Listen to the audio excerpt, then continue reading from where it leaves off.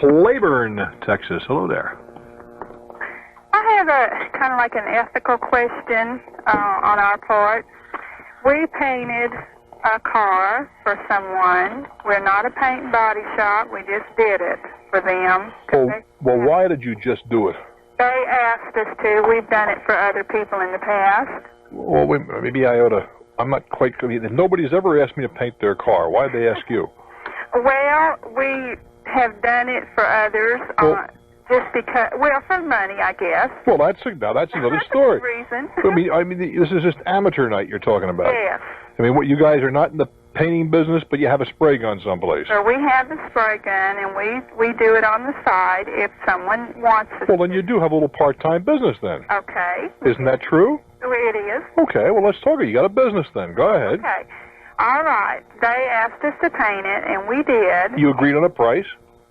We told them how much it would be. It would be labor plus the material, and of course, but this is about $1,000 cheaper than what they would have to pay at any paint and body shop in this area. Mm-hmm. How much do you charge them? I charge them $400. How can you paint a car for $400? The material is half of that, and then we just, spend. All we do is just wet sand, prime, and paint. And if there's a few dings, we'll fix those, quote, for free, or we just do it. Okay. Okay. Sounds pretty cheap to me. Well, it sounds real cheap. I mean, it is real cheap. And we tell them, we say, now look, we're not a paint and body shop. We're just doing it, and we're going to do the very best that we can do. Okay. Mm-hmm. All right. So we did, and we did do that. But what happened was, it is a Lincoln, for one thing. That's a big car. But anyway, we painted the car. It's an 11-year-old car, and the paint on the outside doesn't match the door jambs exactly. Well, I can understand that. I can too, but they don't, okay? The other thing is there was painted pinstripes on the side. I don't know that we told them we don't do painted pinstripes, but we replaced it with taped pinstripes. Mm-hmm. And when the man picked the car up, he says, well, it should have been painted. And we told him, well, we don't do that. And so he... For $400, he wanted a pinstripe too? Yes, sir. Yes, sir. I mean, he's, what century is he living in? Yeah, well, that's what we think too. Okay. So anyway, it came out that it was one of the sharpest jobs we have ever done, mm-hmm. Okay, in our opinion. But anyway, when he picked it up, he was ecstatic. He thought it was just wonderful, except that he would have preferred the painted pinstripe. So he paid us and took off. Well, the next day he let us know that it was just a bum-up job. But the only other thing to this scenario or whatever is that while it was being wet sanded, I scotch-brighted the chrome in the front of one of it, trying to get the bugs off. Trying to do a favor, in other words, and get the bugs off of all this chrome, make it nice and shiny. Well, it scratched it. Oh, for pity's sake. Where, on a bumper, you mean? Pardon? On a bumper? No, the very front. It's a big piece of chrome that's on front of Lincoln's. A big... By the radiator? Yeah, in the front there where mm-hmm. the little Lincoln insignia sits on top of mm-hmm. it. But anyway, it's a pretty expensive little part. But I did scratch it slightly on the top. But anyway, because of this, and because the door jambs don't match the outside, and because it's not painted pinstripes, well, he is just, we've done a sorry job in his opinion, and we're going to be talking to him maybe tonight. I would tell him that he got well over his $400. There's no way in the world you're going to match the door jambs in an 11-year-old car without painting the jambs. Well, we've called everybody shop in town, and they say the same thing. Well, clearly, the paint is 11 years old. It tends to change color. Right. Well, we want to do him fairly. We're not in there. I think that you've done him, if everything is as you described it, you gave him what you told me for $400. In my opinion, you owe him nothing. Well, and I'm sorry that the chrome was scratched, and we even consider replacing that for him, but, that part is like $300. I wouldn't do that. I think, no, you asked my opinion. I think you got more than his money's worth. I think you're working too cheap, by the way. It's one thing to do it. The other guys would charge $1,400. You're charging $4,000. They're charging $14,000. Charge $7,000. You're still giving a 50% break and you make a little better profit for yourself. You're working too cheap. But I wouldn't give him any money back. I think he got more than his money's worth. I'm Bruce Williams. Agree or disagree? I'm delighted you dropped by. That's a fact. This is Talknet. Yes. I'm calling in reference to problems I'm having with my parents. You're with your parents? Yeah. How old are you? How old are you? I'm 23 years old. Okay. You makes you a full-fledged, grown-up adult type. Yeah, that's true. Well, let me explain what my problem is. Right out of high school, I graduated, and about a year later, I ended up as a city patrolman for the city police department here. All right. And I ran into a couple of problems and resigned my position. What kind of problems? Political problems within the system. What does that mean? Problems such as they swore you in to enforce the laws, and after a while they didn't want you to enforce the laws. You're not being specific. What do you mean? Okay, like, say you were to give a citation or you'd arrest somebody. If this particular person was related to any of the council members... Or what else is new? Where have you been? How old are you? 23? Yeah. Grow up. That's part of politics. It's part of life. Uh-huh. I'm not going to tell you it's right. I'm not going to defend it, but it's a reality. That's right. But when they swear you in and ask you to... Oh, cut me a break, son. Please. Okay. The facts of life are, if the mayor's kid gets a ticket, you got a problem, unless he does something very, very wrong. Because the mayor's going to take a narrow view of that. Yeah. And I got news for you. Uh-huh. How many tickets did you give the cops? A couple of them. That must have made you very popular, too, huh? But how many cops did you not give a ticket to because they were cops? It was probably half. Yeah, okay. So you're just as guilty as everybody else, then, aren't you? It's just a question of you picked your places to fudge and they picked theirs. Yes. Oh, let me get on with my problem. Okay, but you see what I'm cutting to? Yeah. But don't go holier than thou art, because you're just crooked as everybody else. Okay. The problem is I want to go back into the system. Uh-huh. And my parents are real hesitant about it. What do they got to say about it? They just don't like the idea of me being a cop. What difference does it make? You're 23 years old. You pick your own career path. So if I decide to leave the town I'm in right now, they're real hesitant about letting me go. Well, how? Maybe I missed something. You're 23. That's 2-3 or 21 plus. Oh, I'm sorry, 18 plus. You've been a grown-up, theoretically anyway, for 5 years. How would you go about explaining to your parents that they can't live your life? Just the way you said it. I love you, but you can't live my life. Okay. Just tell them exactly that. I love you, but this is my life. You guys have lived yours, and I'm about to live mine. And it's the same with the rest of the family, too.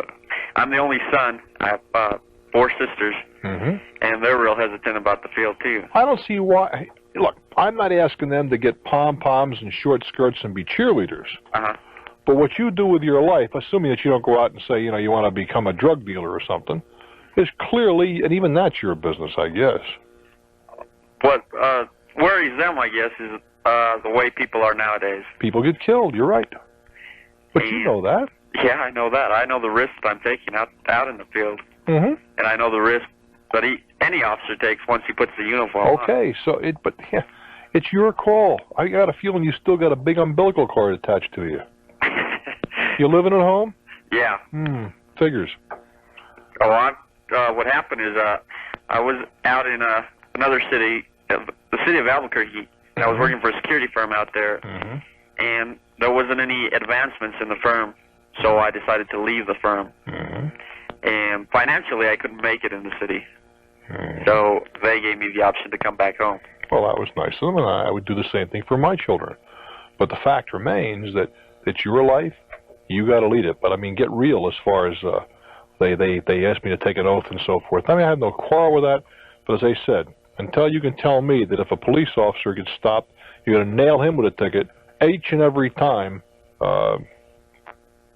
understand that's the system. Rightly or wrongly, that's the system. Just a question of what you choose to ignore. Buffalo, New York. Hello there. Good evening, Bruce. Thanks for taking my call. I'm pleased you called. What's on your mind? recently closed on a house about a year ago. I made an overpayment about $1,100 during the closing due to a mistake. What kind of mistake? Okay, the balance of the assumed mortgage on the closing statement was listed as $12,500. Yeah. The actual balance I found out from the mortgage company was $13,600. All right. The check was made payable at the closing to the seller's attorney, and I've been unable to get this. Well, did you have an attorney? Yes, I did. Well, just turn it over to him. He's been unable to resolve it himself. Well, it's his problem because he's the guy that made the mistake. Okay. You hired an attorney on your own, right? Right. It's his problem. Okay. Because he is supposed to check the arithmetic. He is supposed to affirm that this is how much the mortgage is. And if he made a mistake, let him collect it or ante up the money. That's part of his job. Okay. What if he's unable to do anything about Then it? he has to write a check. He has to write a check? To you. He made the mistake. Okay. How can I get him to pay then? You just tell him that, look, this is why I paid you to oversee the closing. Okay. That you made a mistake. Now, the likelihood is that your insurance doesn't cover it because it's probably got a $5,000 or $10,000 deductible. But that's all right. He should understand that. Now, if he can collect it from the other guy, that's terrific. Okay. But the fact remains, if he cannot, at no cost to you, he owes you the money, in my opinion. And you can tell him I said so. That's what you have heard me, if you listen to this program fairly regularly, constantly tell people get an attorney to handle closings. Is that not true? That's true. Okay. And one of the reasons is just for the circumstance that you have described. A mistake happens. Let's face it. How in the world are you going to sit down and figure out what all these numbers mean and what does it prove and so forth? Well, that's what your attorney is paid to do. He gets paid to check with the mortgage company. This is the outstanding balance. He gets paid to check to see what liens are in place. He gets paid to check to see that the taxes are, in fact, what are stated on that closing statement, which is prepared by the other side. That's his job. Now, obviously, your attorney screwed up. All right, if he made the mistake and he... No, he didn't necessarily make the mistake. He didn't catch the mistake. Okay, if he didn't catch the mistake and he refuses to pay... Then you can sue him. This is within small claims court. Sure. Sue him in before I did that, I'd make a complaint to the bar association in the county. Okay. And explain the circumstances. If they say you got to sue, then I would go to small claims court. Because in my opinion, it's only my opinion. All right, so it doesn't matter who made the mistake, the mortgage company, the seller's... The responsibility is on the attorneys to catch those mistakes. That is why you hired him. Good luck. I'm Bruce Williams for Talknet.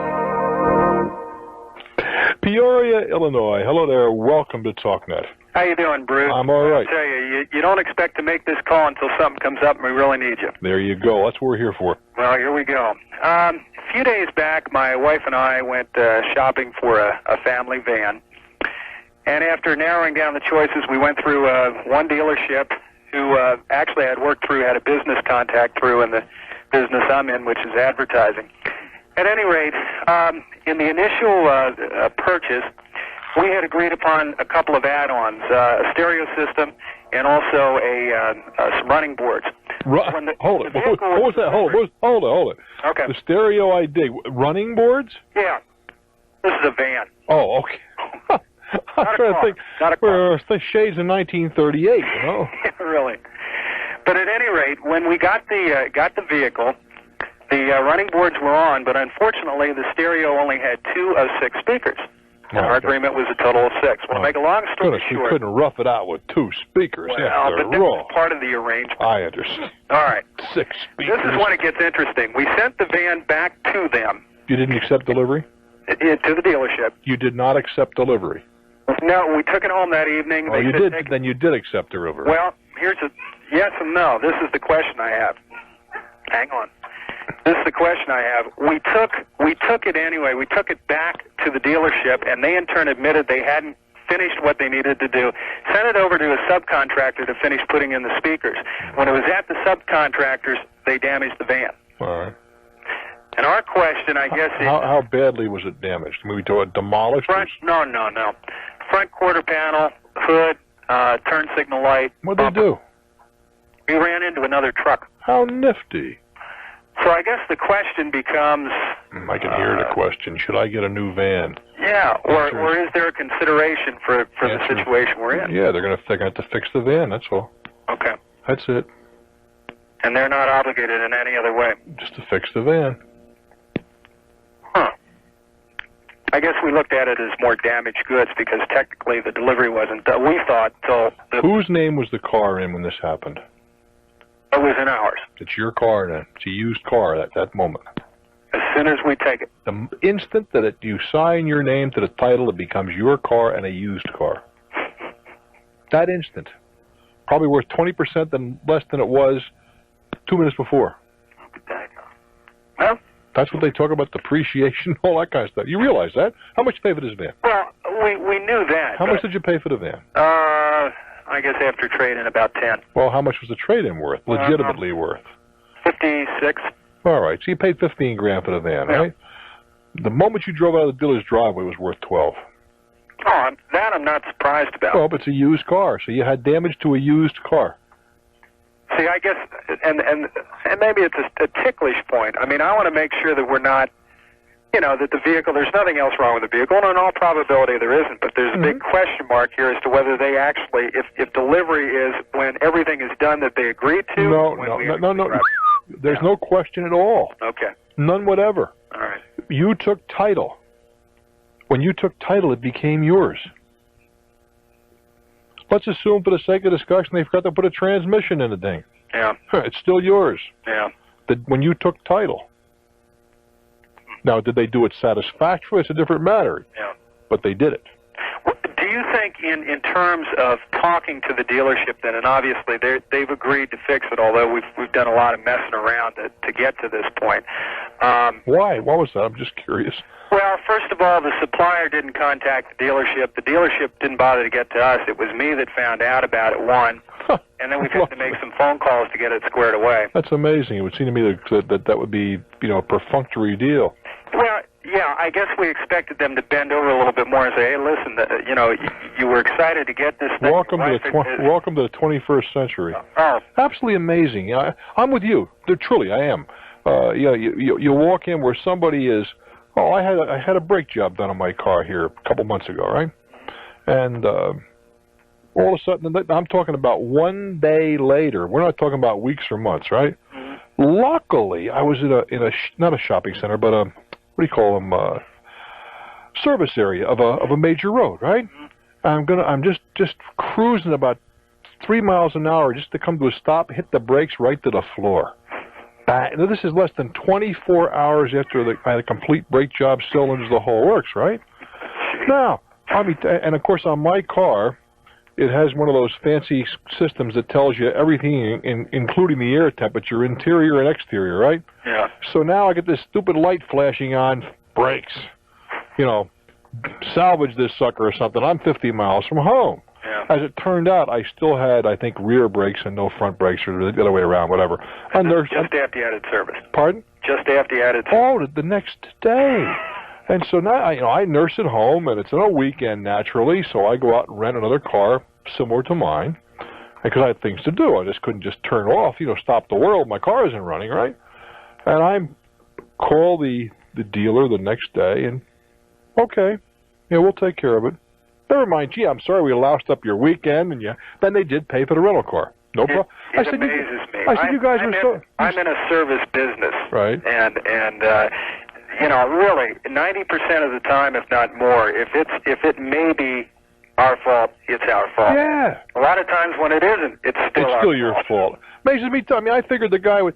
I said to him, you are so lucky. Suppose these things had failed when I'm whipping along at 55 miles an hour, or somebody cut in front of me. We could be talking about major league problems here. Yeah, bring it in. Matter of fact, I left it there. He didn't bring it in. I left the car in his lot, on the way to where I had to go that morning. Okay, we'll take a look at it. Did they give you a rental or anything? Oh, yeah, they paid for the rental. Oh, they did? They did. I rented the car, a similar car, exact same car, town car, same thing. And we sent them a bill, and they did send us a check for that. Well, that's good. Yeah, but my point is, it was just, like you, I'm in the service enterprise, and I would have been, gee, I'm awful sorry, and golly, aren't we lucky that nobody got killed, and so on and so forth. And in your case, boy, I am so, but I mean, look, what can we do? The doggone thing we are going to make sure that this is an absolutely perfect job. You know, you go out of even if you weren't, you go out of your way, right? Well, let me add a last touch. I had to laugh today. I had my son took a little baseball bat with him. He's 4 years old. When we were out at the dealership, he accidentally left it there. It has his name on it, big and bold. And of course, they know my name by now for all the calls that came in. Sure. It was sitting right beside the salesperson's desk who helped us, and he never bothered to call. Figures. Here's a guy who says, let me sell the whole world once because I'll never get him again. Never get him again. Bruce, thank you. Good luck, my friend. Take care. But that's frustrating. I can understand accidents happening, but at least be contrite. Bruce Williams. This is Talknet. Winston-Salem, North Carolina. Hello there. Good evening, Bruce. How are you? I am just fine, thank you. That's good. Long-time listener, first-time caller. Enjoy your program a lot. Thank you, sir. Okay, question. How much is... Okay, and I'll explain the situation in a moment if you want. But say if I'm applying to you for a job, I've been fired from another job, you call personnel at that place, how much are they allowed to tell you? Anything they want to tell you. Are they really? Sure, as long as it's true. Well, okay. So that's the truth is the great defense. Now, there is a difference between subjective statements and objective statements. Yeah. As, for example, subjective, we didn't trust him. Objective, we have absolute proof that he was a thief and he was fired for stealing. Big difference in those two statements, isn't it? Yeah. In the first case, they would be on they'd be in serious trouble. Yeah. The second case, you can defend it if you have the proof that they described. Okay, give me an idea of what the problem is. Let's talk about it. Brief. What happened is my wife was a medical transcriptionist in a major hospital in a major city for about 15 years. All right, short-term employee. Go ahead. Long-term employee. So she was fired because she had a problem with her supervisor. Her supervisor received some harassment phone calls, and they claim that she did it, and the phone company also says she did it, but she didn't do it, and since then the case has been dismissed. Well, why did the phone company... They had a tap on the phone, and they claim it traced back to her number, but she didn't make the calls. I think if she had made the call, she would have told me. She wouldn't have told anybody else, maybe, but she would have told me. Well, we don't know that. You think so? We don't know that. I'm pretty sure. It really doesn't matter very much. Yeah, since the case was dismissed. Well, that's the I think they would have a. We say case. I take it was it civil or criminal? It was civil. What was the civil case? The charge was harassment by communications. And the complainant was the supervisor. Yeah, the supervisor and the hospital.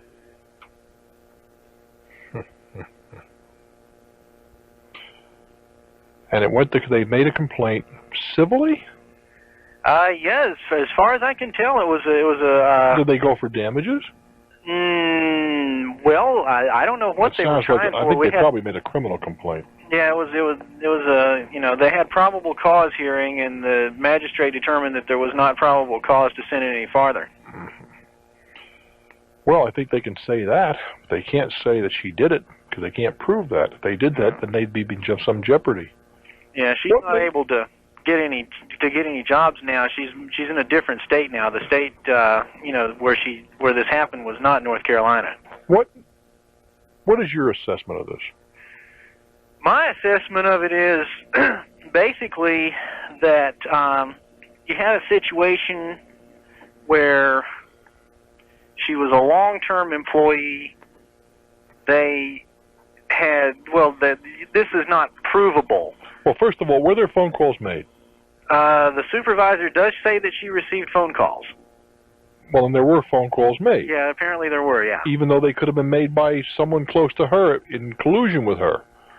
Yeah, possible. Well, so we have two possibilities there: collusion, or there were phone calls made to her. Let's assume, give the devil its due, right, that someone made these calls. Yeah. What was the nature of the call? Hang-ups. At one point, one call, someone threatened her children, which I would not approve of. Hardly. Yeah. And what led them to your wife? Well, to begin with, there was a problem between the two of them. We understand that, but what led them to your wife? They put a trace on her phone. On the supervisor's phone? Yeah. And they say it came back to her number. Gee, of all the phone numbers, it's pretty hard to think they'd make a mistake that close. Yeah, you would think so. Yeah. I'm suspicious of your wife. But I don't believe she made the calls. What's her explanation of this thing? Okay, there was, number one, since she was a long-time employee, they had this person brought in to all the word was going around that he was there basically to get rid of all the people who had been there for a long time and hire newer people. Well, that's all very. See, all that stuff. I will agree that could well be okay. I'm just trying to sit back and be objective, all right? Yeah, I understand that. I agree that that's a possibility. But I'll tell you something. The phone company had nothing to gain or to lose. Yeah. I'm betting on them. That's possible. But I'm betting on them. Then this guy that they had brought in to do this, number one, she one day forget about all that. I'm forgetting about all that nonsense. Yeah. I can let's assume that these things are not, didn't happen or whatever, all right? Right. Or they did happen. There's justification or not. That's a separate issue. Mm-hmm. But you see, your wife, whatever she says is self-serving. Whatever this guy says is self-serving. Everybody has a point of view here and an axe to grind. Mm-hmm. Telephone company has no axe to grind. Yeah. None whatever. Okay, one further thing that may or may not make any difference. Sure. This guy that came in as, this person who was hired to do all this is a former employee of the phone company. We think he figured out some way to fake it. Unlikely. Possible, but unlikely. Yeah. And you could also say he knew somebody in the phone company that faked it.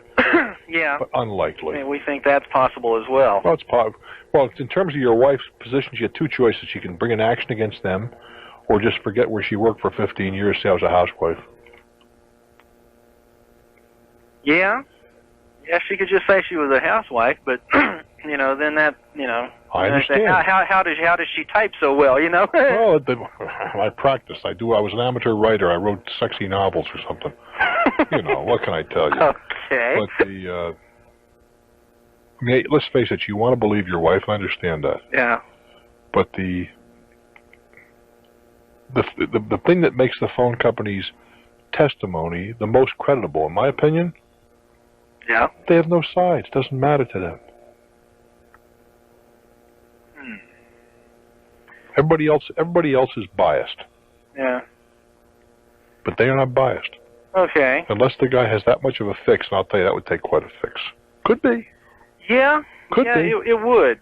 But that would take quite a fix. It would take a lot. I have talked to various people otherwise in the phone company, and they told me ways that they felt like it could have been not necessarily within the phone company, but this person, Anything can be accomplished electronically. Yeah. But that's what we think happened. But I mean, it would take a great deal. It really would, because there's enough. This business, I must let you go. But this business of keep them on the phone for 20 minutes, not enough time. That's over. That's history. Oh yeah. They can trace it instantly. Yeah. Did you know that?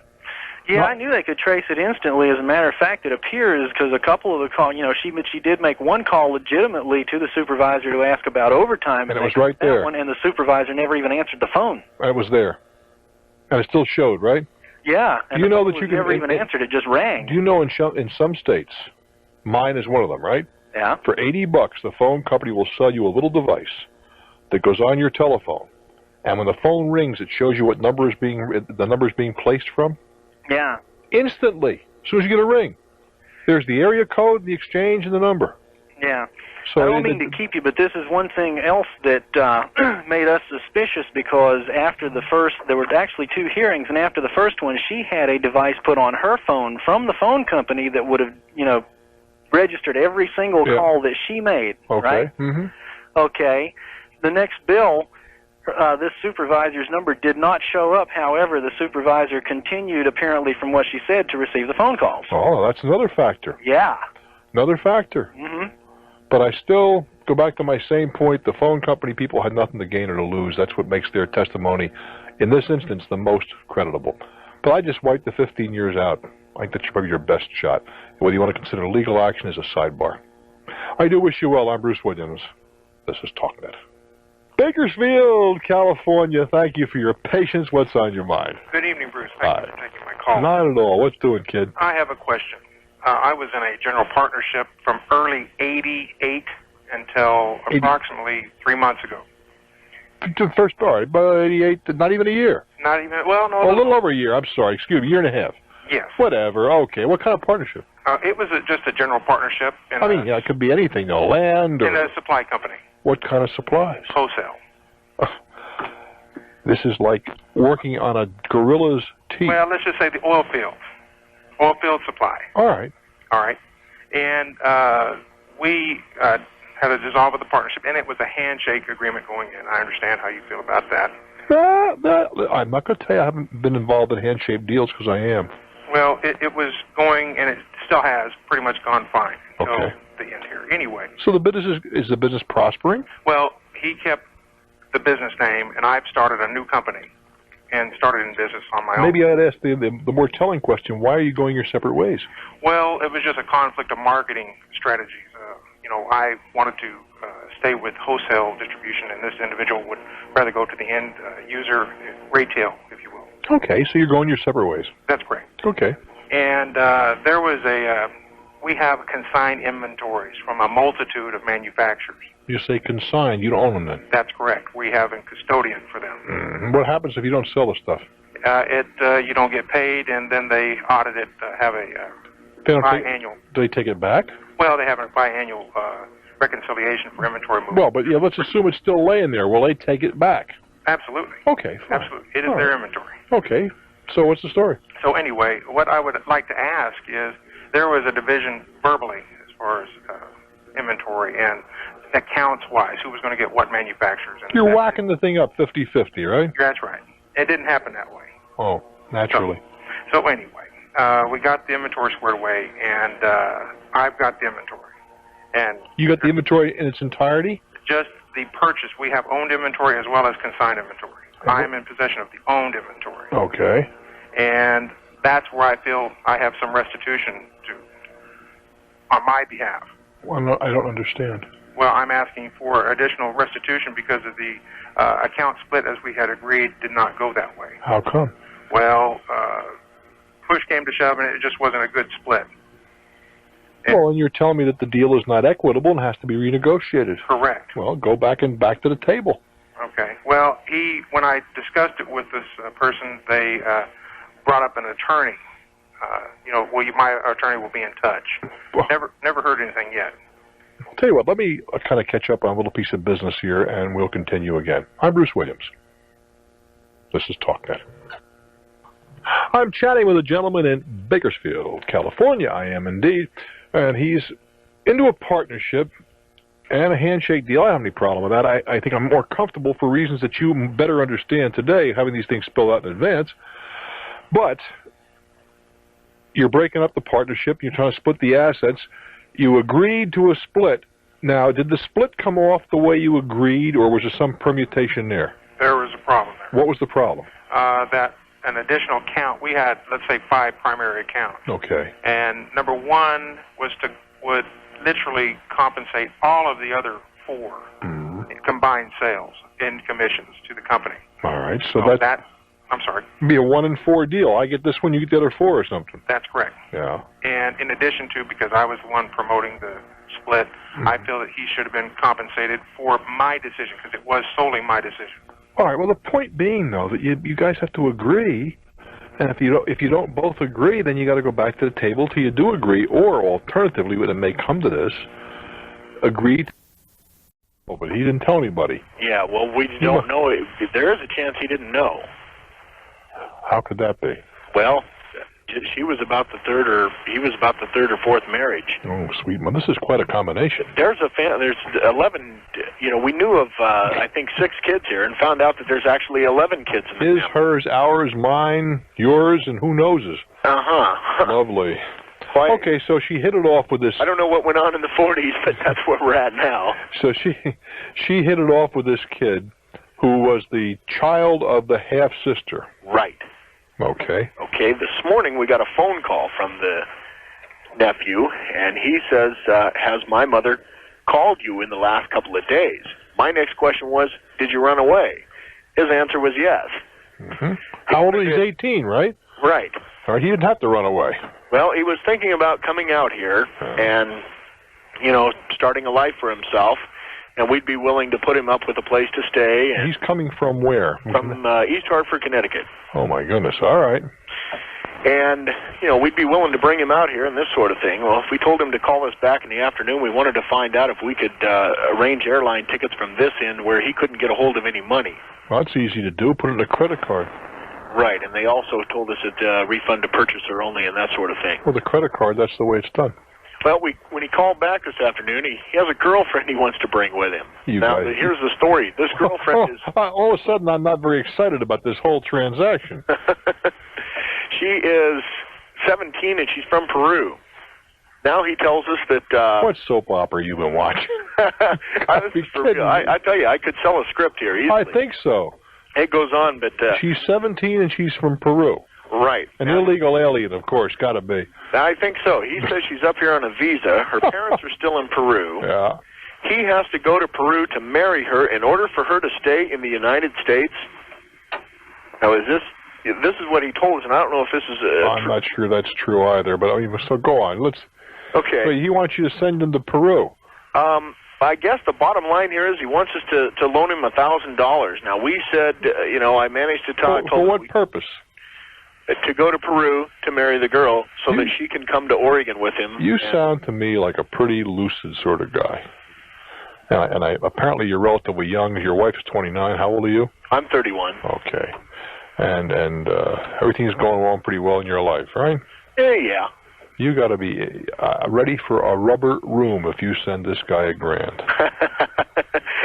Well, she's going to be happy my wife will be happy to hear that. We told him, you know, I more or less in no uncertain terms told him that we couldn't get it that kind of money, and the best we could do was maybe $400. Oh, wait, the kid's negotiating now. This kid's smarter than you are. Rubber room, right? He's smarter than you are, this kid. Look, I mean, I don't know what the circumstance is to get her in this. First of all, as a practical matter, all right? She could get a student visa at 17 without any great problem, as long as she was, in fact, a legitimate student, which is what she ought to be at 17. Right. So there's no immediacy about going down to Peru. Whether or not he has to marry her out of the country, something I don't know, and I don't think it's germane. First of all, you're not going to, if you become party to marrying a 17-year-old to an 18-year-old, even the rubber room is not going to be the pre-appropriate place for you. Secondly, I don't know who's responsible for this minor, and that's what he is. And if he is, as he probably is, sleeping with this kid, he could very well be subject to a statutory rape charge. Oh, interesting. I mean, there's all kinds of things. I don't know if it's 16 or 7. I don't know what the law is for statutory rape these days. But clearly, he's an adult. You're not supposed to be sleeping with minors, which is probably what he's doing. Right. And now he's going to bring her to your house where this whole thing is happening. You need that? No. Sheesh. He turned to us because he had nobody else to turn to. Well, that's fine, but I mean, how did this girl get up from Peru? That's something we haven't been able to get out of him. She apparently had some family in Miami. Her parents are still in Peru. Yeah, and then we got Miami, we got Newport, Oregon, and we got East Hartford, Connecticut in here. You also got a travelogue going as well as Peyton Place and some kind. Please. Right. Well, riddle me this. He says that if he doesn't marry her, you know, and you make her a citizen up here, and she goes back to Peru October when her visa runs up, she can never come back here again. That's nonsense. You almost got me slipping there. Okay. That's not true. Okay. Not true. And furthermore, she could get a student's visa, I think. Stay out of it, will you please? It sounds to me like if it were you, you wouldn't loan him the money. I wouldn't loan him a kopeck. If your wife thinks enough of him and he wants to bring him west, and you might be able to help him there. Okay. When this girl turns 18, and not until then, she might be welcome in my house. But, right. But please, will you? This kid sounds like the feather merchant's feather merchant. Okay. I think you're making a down payment on a big problem, but that's another story. Hey, we'd love to have you out here in Newport. Where's Newport near? Portland. Well, there was some talk about me going to Portland 2 weeks from now. In fact, I may be in Portland in 2 weeks. Okay. To do a little television stuff, and I would be dropping in to see my friends at KXL and doing a local television show for half an hour. I'm coming out there to shoot a commercial is why I come, if I come. It's not written in concrete. But I believe I will be doing a public thing in January, February of next year in Portland. Oh, super. So I'm hoping Ray Watson and his crew put it together because I would look forward to it. God, don't miss the Oregon coast. Do I get to plug the station? KXL? No, my station. Well, what station are you on? KNPT. KNPT. I am delighted. Okay. Take good care. Is you on the station? No, I don't own it, but going on 5 years now. I'm getting probably second or third in line here. Terrific. Hey, I hope we'll get this. How far are you from Portland? 3 hours. Well, why don't you have us come to your town? There you go. Well, that's up to you. Talk to your manager. Have him call my office. Okay, I sure will. Take good care. You too. This time of the year, the Pacific Northwest is, in fact, a lovely place to go. I just heard today I may have to go out to Portland for the weekend. That's a 6,000-mile hike for the weekend. Whew. I'm Bruce Williams. This is Talknet. San Francisco, California. You've been patient, and I appreciate that. What's up? Well, how are you doing today? I'm doing real well, thanks. Good. I've been renting a house for 5 years, and in that period of time, it's owner-occupied. There's 2 flats. I put about 5 years of time and my expense into renovating and keeping up the yard and doing all the work around the house. How come? I can understand the inside. Well, how come the yard? How'd you... The landlord's not interested, and I like a nice yard, and I like to enjoy it, and it gives me pleasure and something to do. Okay, and the landlord just doesn't care? They live like slobs? No, they care. They like it, but, they've, donated a little bit or taken, $20 or $30 off the rent here and there, but nothing substantial, and it's all my time and energy. I just like to do it. I like gardening. All right, fine. Okay, and about 2 months ago, the landlord hired a company to cut down this gigantic tree. It was a 75-year-old tree that we had in the backyard because it was dying. All right.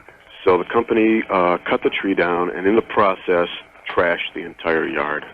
Limbs fell wherever they wanted to, beer cans here and there. They trampled flowers, plants, broke bushes. Pardon? You're kidding. No, it was a disaster.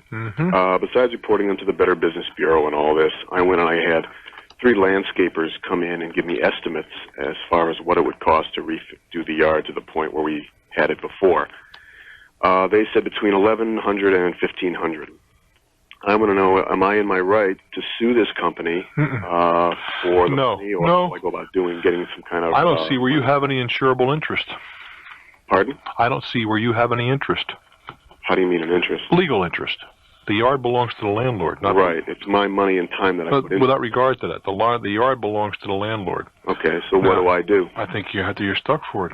Unless you talk to the landlord and say, would you mind bringing an action against these people? Now, it could be. Now, I don't know the answer to this. It could be that for example, let's say you put in a Gloxinia for the sake of discussion, all right? Right. It could be argued that Glocks belongs to you. The property belongs to the landlord, but the Glocks belongs to you. Okay. Or the plants themselves are my property. That's what I said. That could be argued.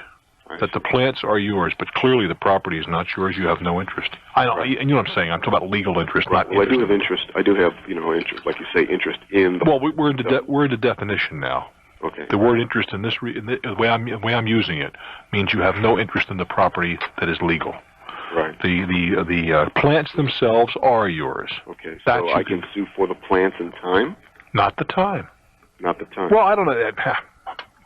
You see, we're back to the improvement to the property, which doesn't belong to you. I see. Now, if it could be proven that you rent the property. Yes, I do.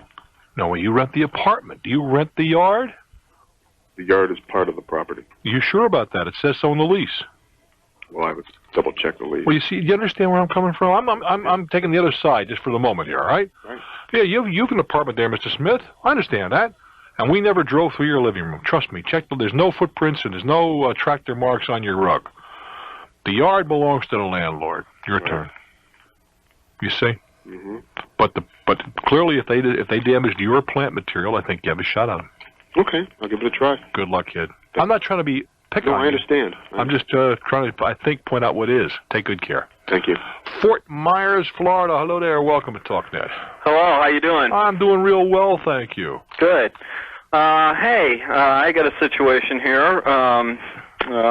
I've had a girlfriend for 3.5 years, and she moved from L.A., California, down to Florida to be with me. And we rented an apartment for about 6 months and decided, we figured, eventually we'd get married and have children and, all that other good stuff. All the exciting stuff, yeah? Yeah, and we didn't decided not to do that right away, and we decided we'd buy a house.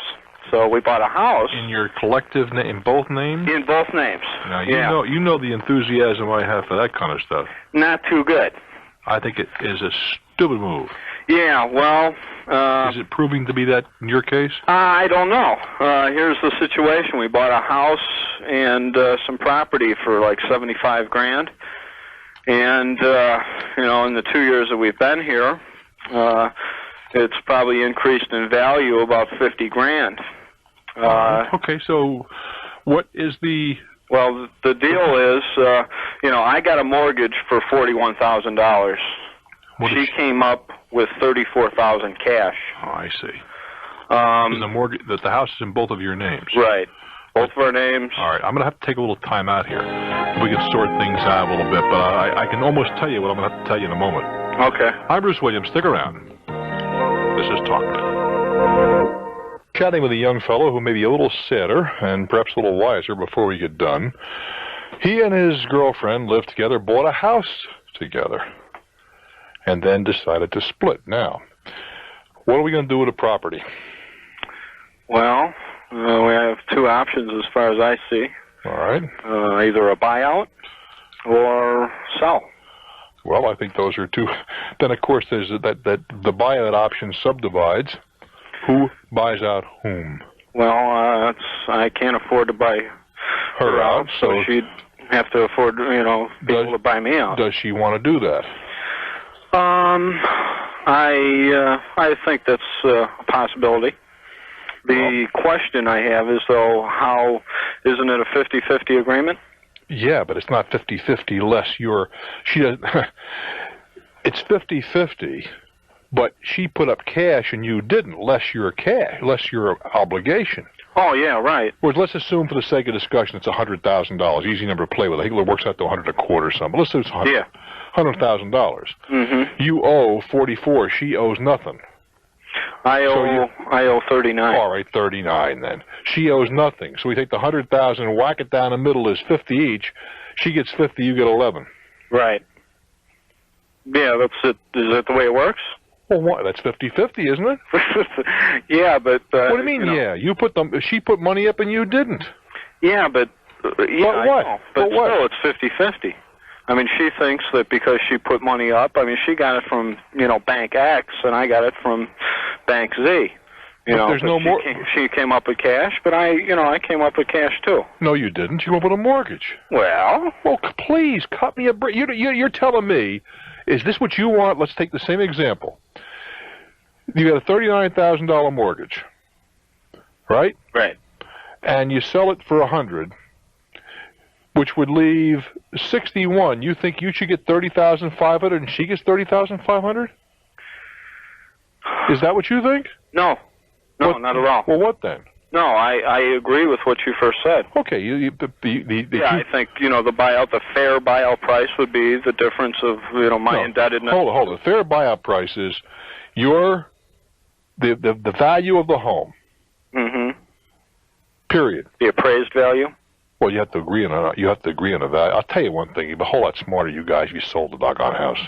Yeah, well, that's what I'm leaning towards because I think. And then you split it down the middle, the proceeds, No matter what, you're going to split it down the middle, right? Yeah, but then you have to pay off the entire mortgage because that's your obligation. Yeah, right. And yeah, she has to her pay name is on the mortgage, too. Her name is on the mortgage, but you know. Yeah, it's between us, and, okay. you know, I mean... And you're a gentleman, then. yeah. Sell a house. Don't even screw around with a buyout. Well... Does she how old are you guys? Right around 30. Does she have those? Can she go out and raise that kind of dough? Oh, yeah, well, how do you think she came up with 30 grand? I don't know. Is she solid? She must be a very solid citizen. Well, she's, comes from a family that has some money. Well, that's fine. They're solid citizens. That's not a capital crime. Yeah, fine with that. But for some reason or another, Well, what does she think? Well, she seems to think because she put in 30 grand that it shouldn't be a 50-50 buyout. But, Well, she put in 30 and there's a 39 mortgage. Well, she put in 34 and I put in 41. It was 75 grand. Well, wait a while. Then there should be an adjustment in your favor. It shouldn't be 50-50. Yeah, it should be more 55-40. What it ought to be is, the way to handle the thing? When you sell a house, you get a credit for 41. She gets a credit for 35, whatever the number was. Mm-hmm. And you split the residual. So that would be absolutely equitable. That would be the way to go. That would be the equitable way to go. Irregardless of the fact that she put down cash. Well, it doesn't matter. Cash, that has nothing to do with anything. That's what I wanted to hear you say, Bruce. It has nothing to do with anything. Yeah, you could say I was going to be sad. I'm not sad. That's what I wanted to hear you say. But you're better off to sell the thing and take the equity the way I've described it. Yeah. Good luck, kid. Hey, thanks a lot. Next time, marry her before you buy. It's a lot easier. Well, no, not really. But maybe I'm wrong. But you shouldn't be buying houses with somebody like that. You really shouldn't. Well, when we started out, we had pretty much the same goals. That's why people get married, Tiger.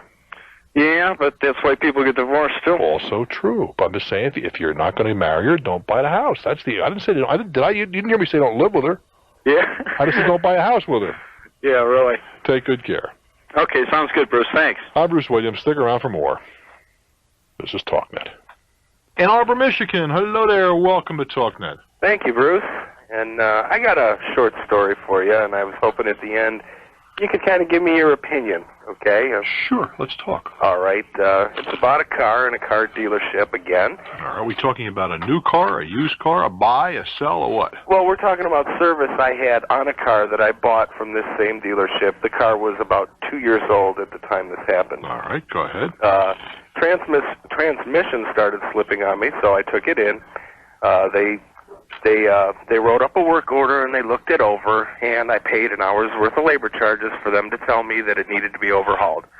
Did they charge you to tell you that? Yeah, and I mean I knew that going in. They told me that it would take them an hour just to take it apart and look at it. Mm-hmm. And they said, of course, if I have them fix it there, they apply that towards the overall cost. Exactly. All right. So, okay, that's all fine up to this point. They told me that it needs to be overhauled to the tune of almost $1,800. And what would a new one cost or rebuilt? I'm not sure, Bruce. That might be what they were talking about. Whatever it was, the repairs that they were going to do would be almost $1,800. So when I went to pick it up, I was talking with the service manager at the dealership, and he said, you ought to write a customer review and have our zone rep look at it because the manufacturer may be able to help you out with this because I was 2,000 miles out of a warranty, a 60,000-mile warranty. Mm-hmm. So I said, okay, it was his idea. I said, hey, what do I got to lose? So I wrote out this customer review sheet, and they said next week the zone rep will come in and he'll take a look at it. We'll get back to you. So a week later, I called him up, and he says, yeah, the zone rep was here. He says they want to look at it further. He needs to know more about what's wrong with it. Okay. That's you're I the already guy. know what's wrong with it. No, well, you don't really know. What you know is what they told you. Right. There's a difference. Well, in any event, I mean, for my sake, I know what I'm looking at, as far as repairs. But he said, they need to look at it further, and he said they won't even discuss goodwill without a detailed cost estimate. Okay, fine. So I bring it in at their request. We write out another repair order, and on the repair order, they want me to authorize $250 worth of labor. For what? Well, that was my question. And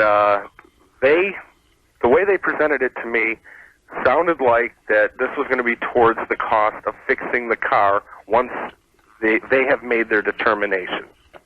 Okay, they didn't really explain to me that this was for the estimate. I can hear it now. Okay, I know what you're... You had the work, you said, okay, they charged it, and then the guy said, sorry, Charlie, we aren't going to honor that. Exactly. And they want an extra $2,500 for the application fee, what it comes down to. You got it. But I got another little thing to throw in here now.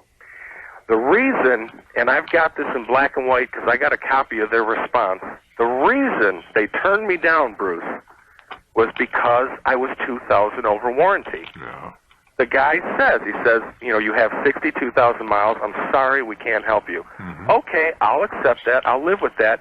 But does it take $250 to find out the mileage? Exactly. So I was furious with him. I would be as well.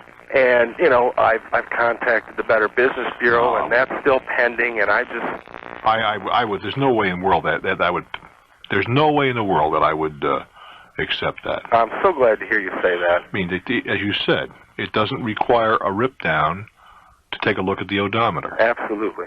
If he would have come back and said, due to neglect or something else, we can't, but his sole reason for turning me down was the mileage. Yeah.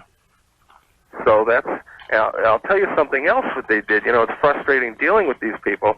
When I said, no, I'm not going to have it done at your place, and I don't think I should pay for the charges, I'm coming to pick the car up, put it back together. He said, well, you're going to have to authorize some more labor charges so we can put it back together. Huh.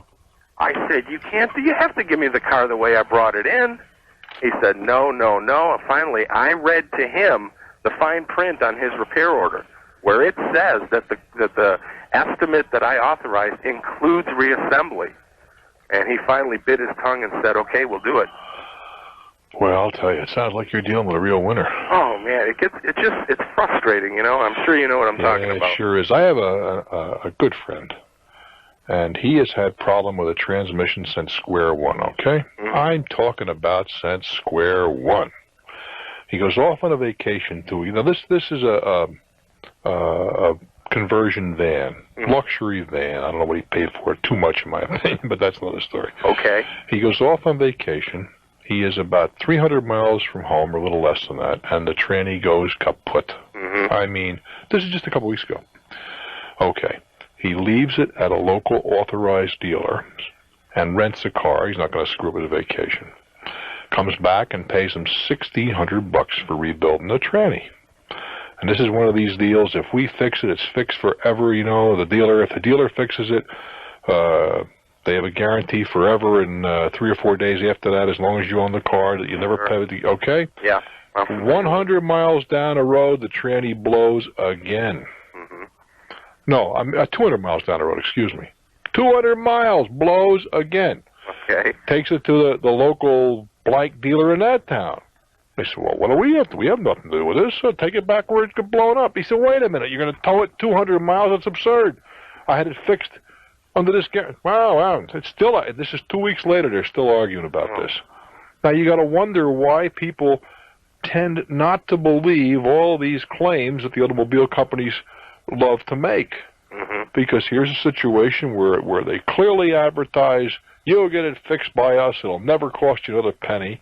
It's been giving them trouble forever. Mm-hmm. It lasts a total of 200 miles. It has to be towed 30 miles. You got to start to wonder about that. Yep. You do indeed. Yeah. Good luck, kid. Thank you, Bruce. And the people say, well, I'll buy a foreign-made one. You think they're any better? Well, I said, do you think the foreign dealers, or the same guys are selling foreign cars or selling domestic cars? Nothing's changed. They just have, they just have a little different kind of writing on the window.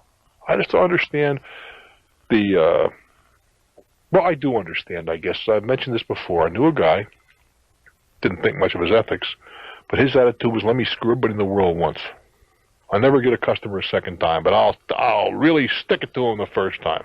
That was his attitude, clear and simple. Thank God I didn't do business with him. I'm Bruce Williams. This is Talknet.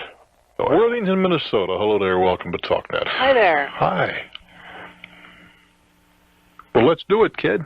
All right. Now, are you listening to your radio? No, I'm not. Well, let's talk. I'm here. Hi. What was the problem? Go ahead, sweetheart. Okay, I'm a male, but anyways. You're a male? Yes. I manage a secondhand store in the town that we live in, for a rehab facility. And what we do is we vocationally train about 70 clients who are vocationally handicapped, either mentally ill or physically handicapped. Yeah. And we're having a conflict with a neighboring business owner over a parking lot behind our stores. Well, who owns the parking lot? Okay, it's a guy out of South Dakota. And he has laid claim to this parking lot, but there are no signs. Well, it doesn't matter. Either who owns the parking lot. That's just a matter of going to the county seat and checking the lot and block number. Okay, we have found out who owns this parking lot, but we haven't been able to get a hold of the guy yet. All right. And it's gotten to the point... Well, wait. You found out that somebody in North Dakota owns this particular piece of property. In South Dakota. Yeah. North Dakota, South Dakota, what difference does it make? Somebody from out of state owns the property. Yep. And you're saying that the fellow that has a business over there says he leases it from him. Is that correct? Well, no, he just said that we can't park there. He hasn't said anything about that. Well, why has he said you can't park there? He doesn't own it and you don't own it. That's right. Both of you, neither of you should be parking there unless somebody has a lease with a guy. Right. But he said that we can't park there because it's for customers. But yet he can park 3 vehicles there all day long. That doesn't matter. Does he have an arrangement with the owner of the property? Not that we're aware of. Does he say he has an arrangement with the owner of the property? No, he doesn't. What does he say?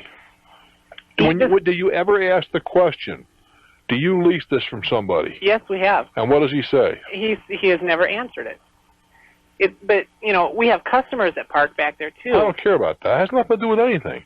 The fact that your customers park there, the fact that his customers park there, the fact that he parks there, doesn't mean he has a right to. You have a right. Clearly, you don't have a right to that property. You have no right whatever.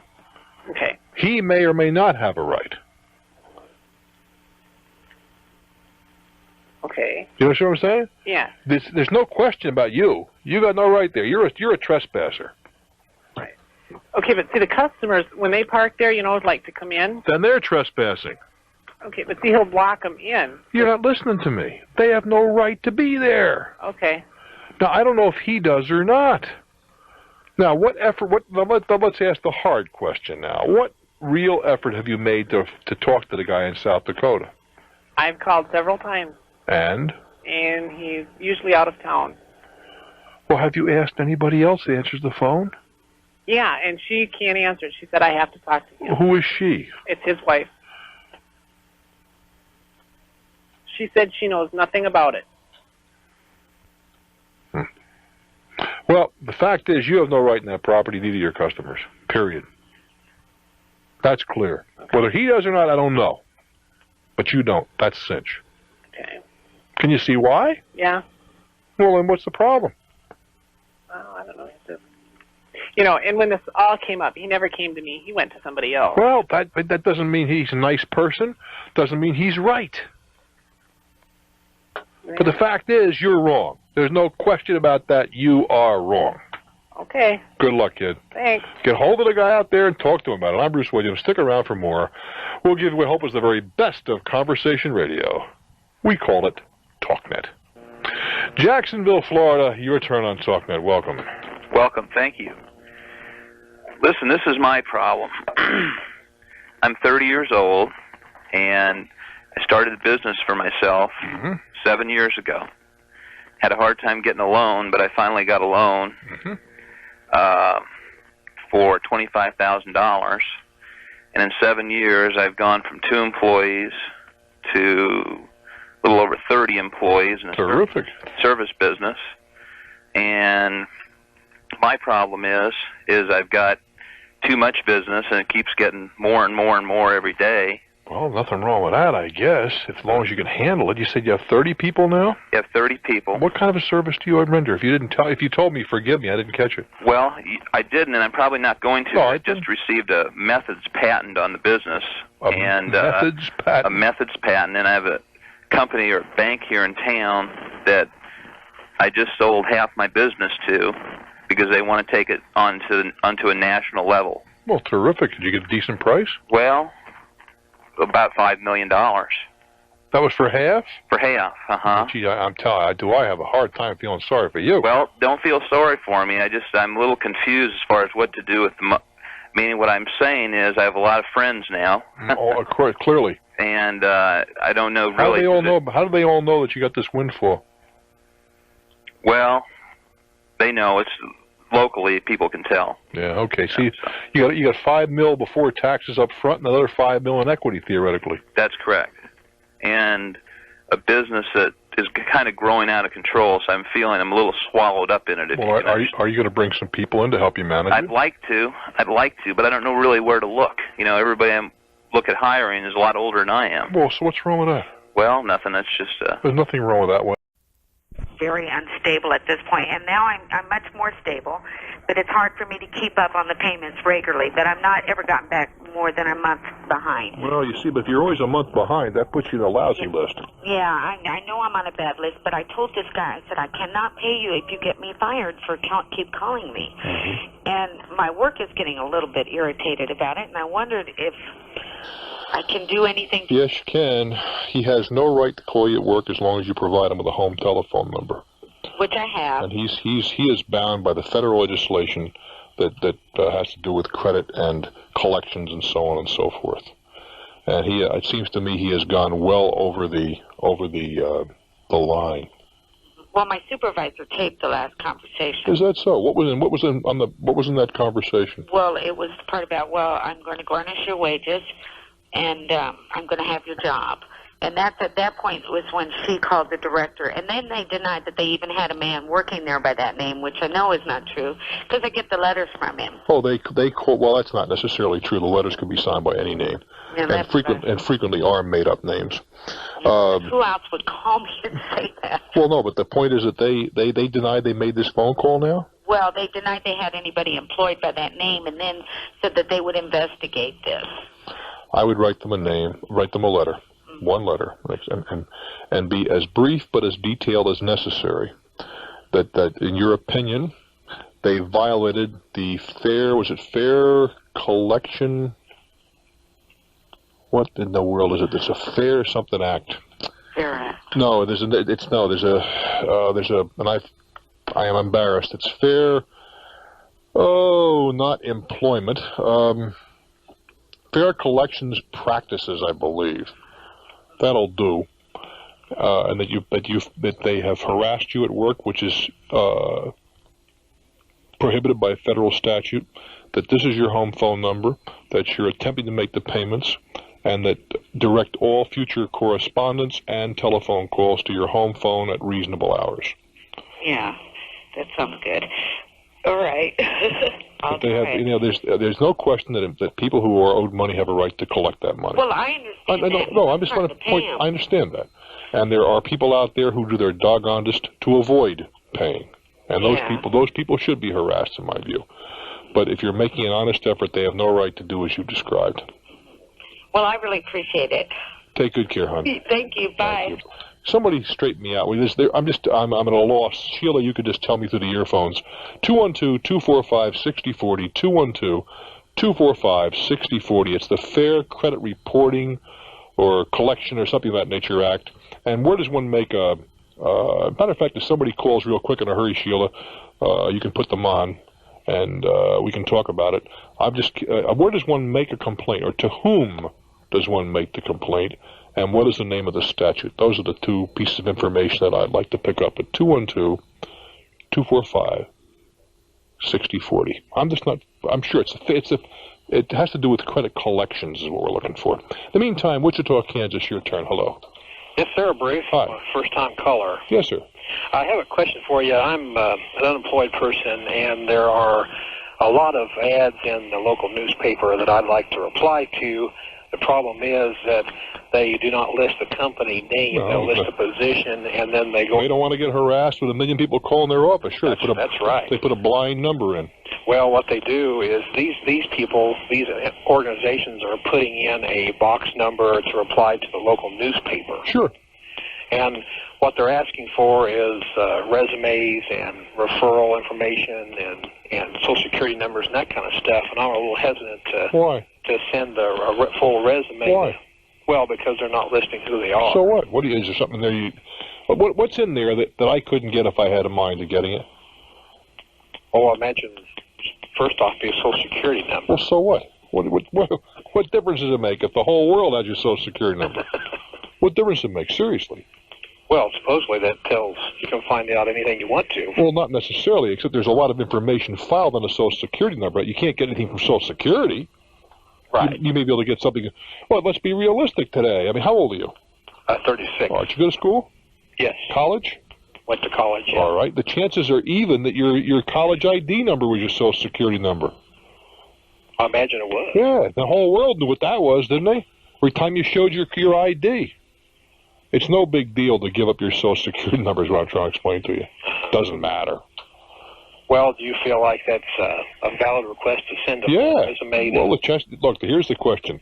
Okay. I'm looking for somebody who wants to work for me. Do you want to play ball with me? In that case, if it's a real tight labor market, I got to do everything I can to attract somebody. If it's a loose labor market, as you have in your part of the world right now, I can pretty much call the shots, can't I?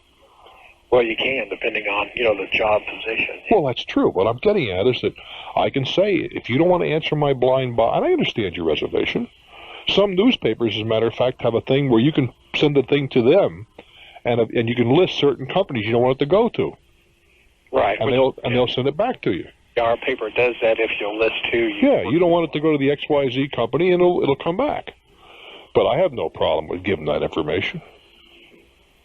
Well, I thought I'd heard you say that before that you did, but not me. I guess I'm No. I mean, people are so paranoid about Social Security numbers, credit card numbers, and the rest of it, all of which anybody who has any sort of smarts and computer access, you give me your name and your address, and 24 hours I'll know more about you than you know about you. Unless, it's a fictitious address of that nature. But if you're straight, you just tell me where you live, right? Well, first of all, I'll see you drive up. If I want to spend some money now, right?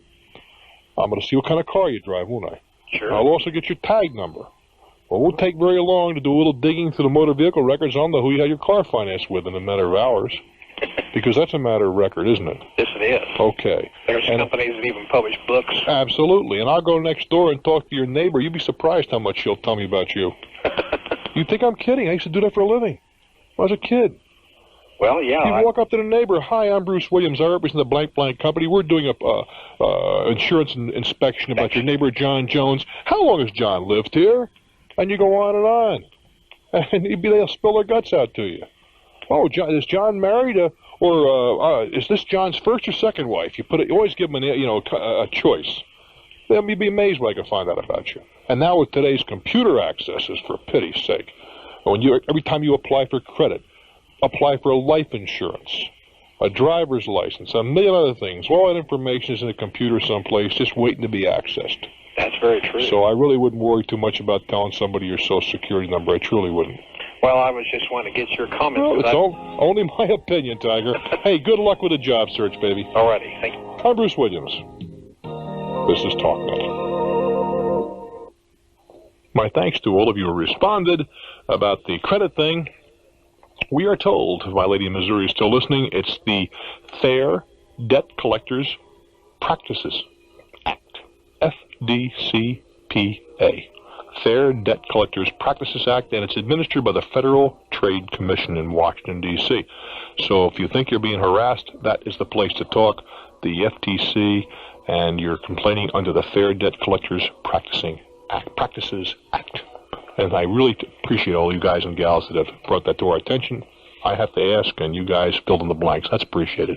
Chico, California, hello there. Hello, Bruce. Hi.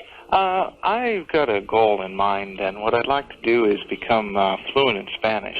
Mm-hmm. And I've come across a program that is a kind of a tutoring program out of country in Guatemala where you are tutored one-on-one with individuals, teachers that are skilled in teaching people that as a second language and living down there. Why would you have to, that's fine to be a total immersion, but I don't think it's necessary to go to Guatemala to speak Spanish. Well, that's what I was kind of hoping maybe you might be able to do is point me in some direction. Well, you're in a state where, what is the percentage of Hispanics in California? Quite a bit. It's substantial. Yes, sir. I find it hard to believe that you couldn't find parts of California you can be totally immersed in Spanish.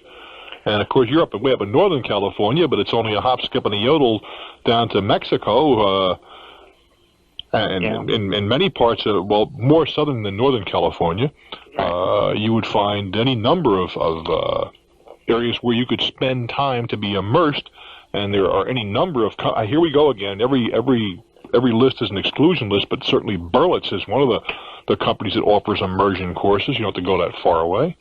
Oh. You have a goal, but what is the reason for the goal? Well, the goal is basically, I mean, as you mentioned, we've got so much of a Spanish culture here. I mean, even in Northern California, and it's just like, not being able to speak with, half the people that are around, it seems sometimes. And it seems like I would be more saleable to companies, perhaps after I finish an education, being bilingual. I don't think there's any question about that. And we are becoming a bilingual society, which I think is a tragedy. I think it's great for individuals to be bilingual. I think it's a tragedy when a nation becomes bilingual. But that's another story altogether. Yeah. I mean, it's a fact of life. But as I say, it's personal opinion. I think it's tragic that this is happening to us. But I think it's to be applauded that you as an individual would want to become multilingual or bilingual or multilingual, depending on your overall ambitions and proclivities. But I don't think it's necessary to go to Guatemala to learn Spanish. Well, I was wondering if there might be any ideas where I could find programs. I mean, I'd start with some tapes and see how it goes. May work for you, may not. Okay. That's on my hit list too. Truly, to pick up another language. I think I'm probably invest in some tapes and see what happens. Okay. But you are in an area where there's enough Spanish spoken for pity's sake. You could find somebody who could work with you. I don't think it's anywhere. I think immersion is a great total immersion for a crash proposition is something else again. Okay. Interestingly, it's so funny you picked on Spanish too, because I was approached to do some stuff in Spanish radio if I could become proficient in Spanish, and that's a real challenge. Yeah. And it's one that I may or may not find the time to accept. I think it'd be kind of fun. Well, I studied it for a while, and I find it a very, very easy language. The ability to speak as a 2 or 3-year-old doesn't quite interest me. I want to be able to be more proficient in that. And of course, you have Puerto Rico. Yeah. Where you could spend some time. Okay. And again, without leaving the confines of the United States. Right. And any number of different major cities in the country that were in New York City, 40% of the population speaks Spanish. I have to believe that in Los Angeles that number is even exceeded. Yeah, but I don't want to go down there with the smog. Well, poor baby. Come on. Well, just, personal opinion. I hear you. I think there's certain things we have to put up with from time to time. True. I wish you well, my friend. Thank you, sir. Take good care. To Boston, Massachusetts. Hello there. Yes, good evening, Bruce. Hi. Hi. I want to pass this by you. I appreciate listening to your program, and I'm a first-time caller. Let us talk. And I don't know if I'm a naive caller, but let's find out. All right. I answered a blind ad like the other gentleman talked about, and it was a telephone number. This number asked for someone that wanted to do some coordinating of bringing in foreign students. Well, you say that's not quite a blind ad. You said you called a particular telephone number. That's right. I called the number, just didn't give the name of a company. All right. So did you inquire as to the name of the company when you called? Well, they told me that the gentleman that handled these calls was in Florida, and he would get back to me. As it turned out, weeks went by, never heard from them, and just simply let it drop. All right. Last Saturday... Before you go any... This is a help wanted ad, right? Yes, it was a help wanted ad. Okay, go ahead. Continue. This past Saturday, I got a call asking me if I was still interested in the position, and I said, tell me more.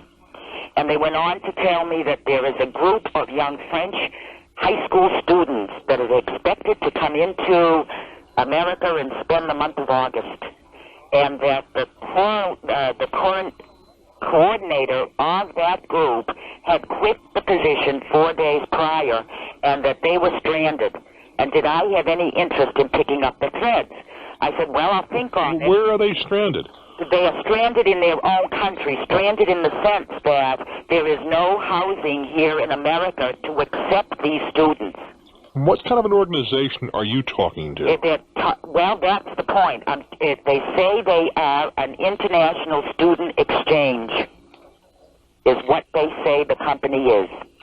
I was visited on Sunday by the coordinating director. He came and spent 3.5 hours with me. Did he give you any He gave me credentials? Literature. He gave me literature. He gave me all of the information concerning these students. I have their names and their pictures and their letters saying they want to come to America. What is it you are expected to do? I'm expected to go out into the community, which I did all day today, and find those host homes that will accept the students for the month of August. And what's in it for you? There will be remuneration for me. I will get paid. You do get paid? You do get paid. How much? You get paid quite well. Talk to me. I mean, just give me some numbers. Okay, numbers are $1,500 paid in 3 payments. I have nothing on paper that shows me that I will get paid. What is the $1,500 for? The $1,500 is to coordinate the entire 4 weeks, both their education, their cultural. But what in your background would lead them to believe you should be the person who would do this? Well, my resume shows that I have been a coordinating person in real estate. I did a lot of that. Did you check their credentials? That's my next thing. Okay. Next? You should have done that before you agreed to go out and talk to anybody. Well, this is what occurred. He was a very honest-looking young man. That means nothing. Okay. So what I did was go out and work and got a lot of information. I've gone to the mayor of the city. I have an appointment with him tomorrow. It was set up that I was to hear from this young man late this afternoon or this evening. I have not gotten a call. And so I began to go back over everything in my mind. And the only clue that I have is the young man got more and more agitated towards the end of our meeting.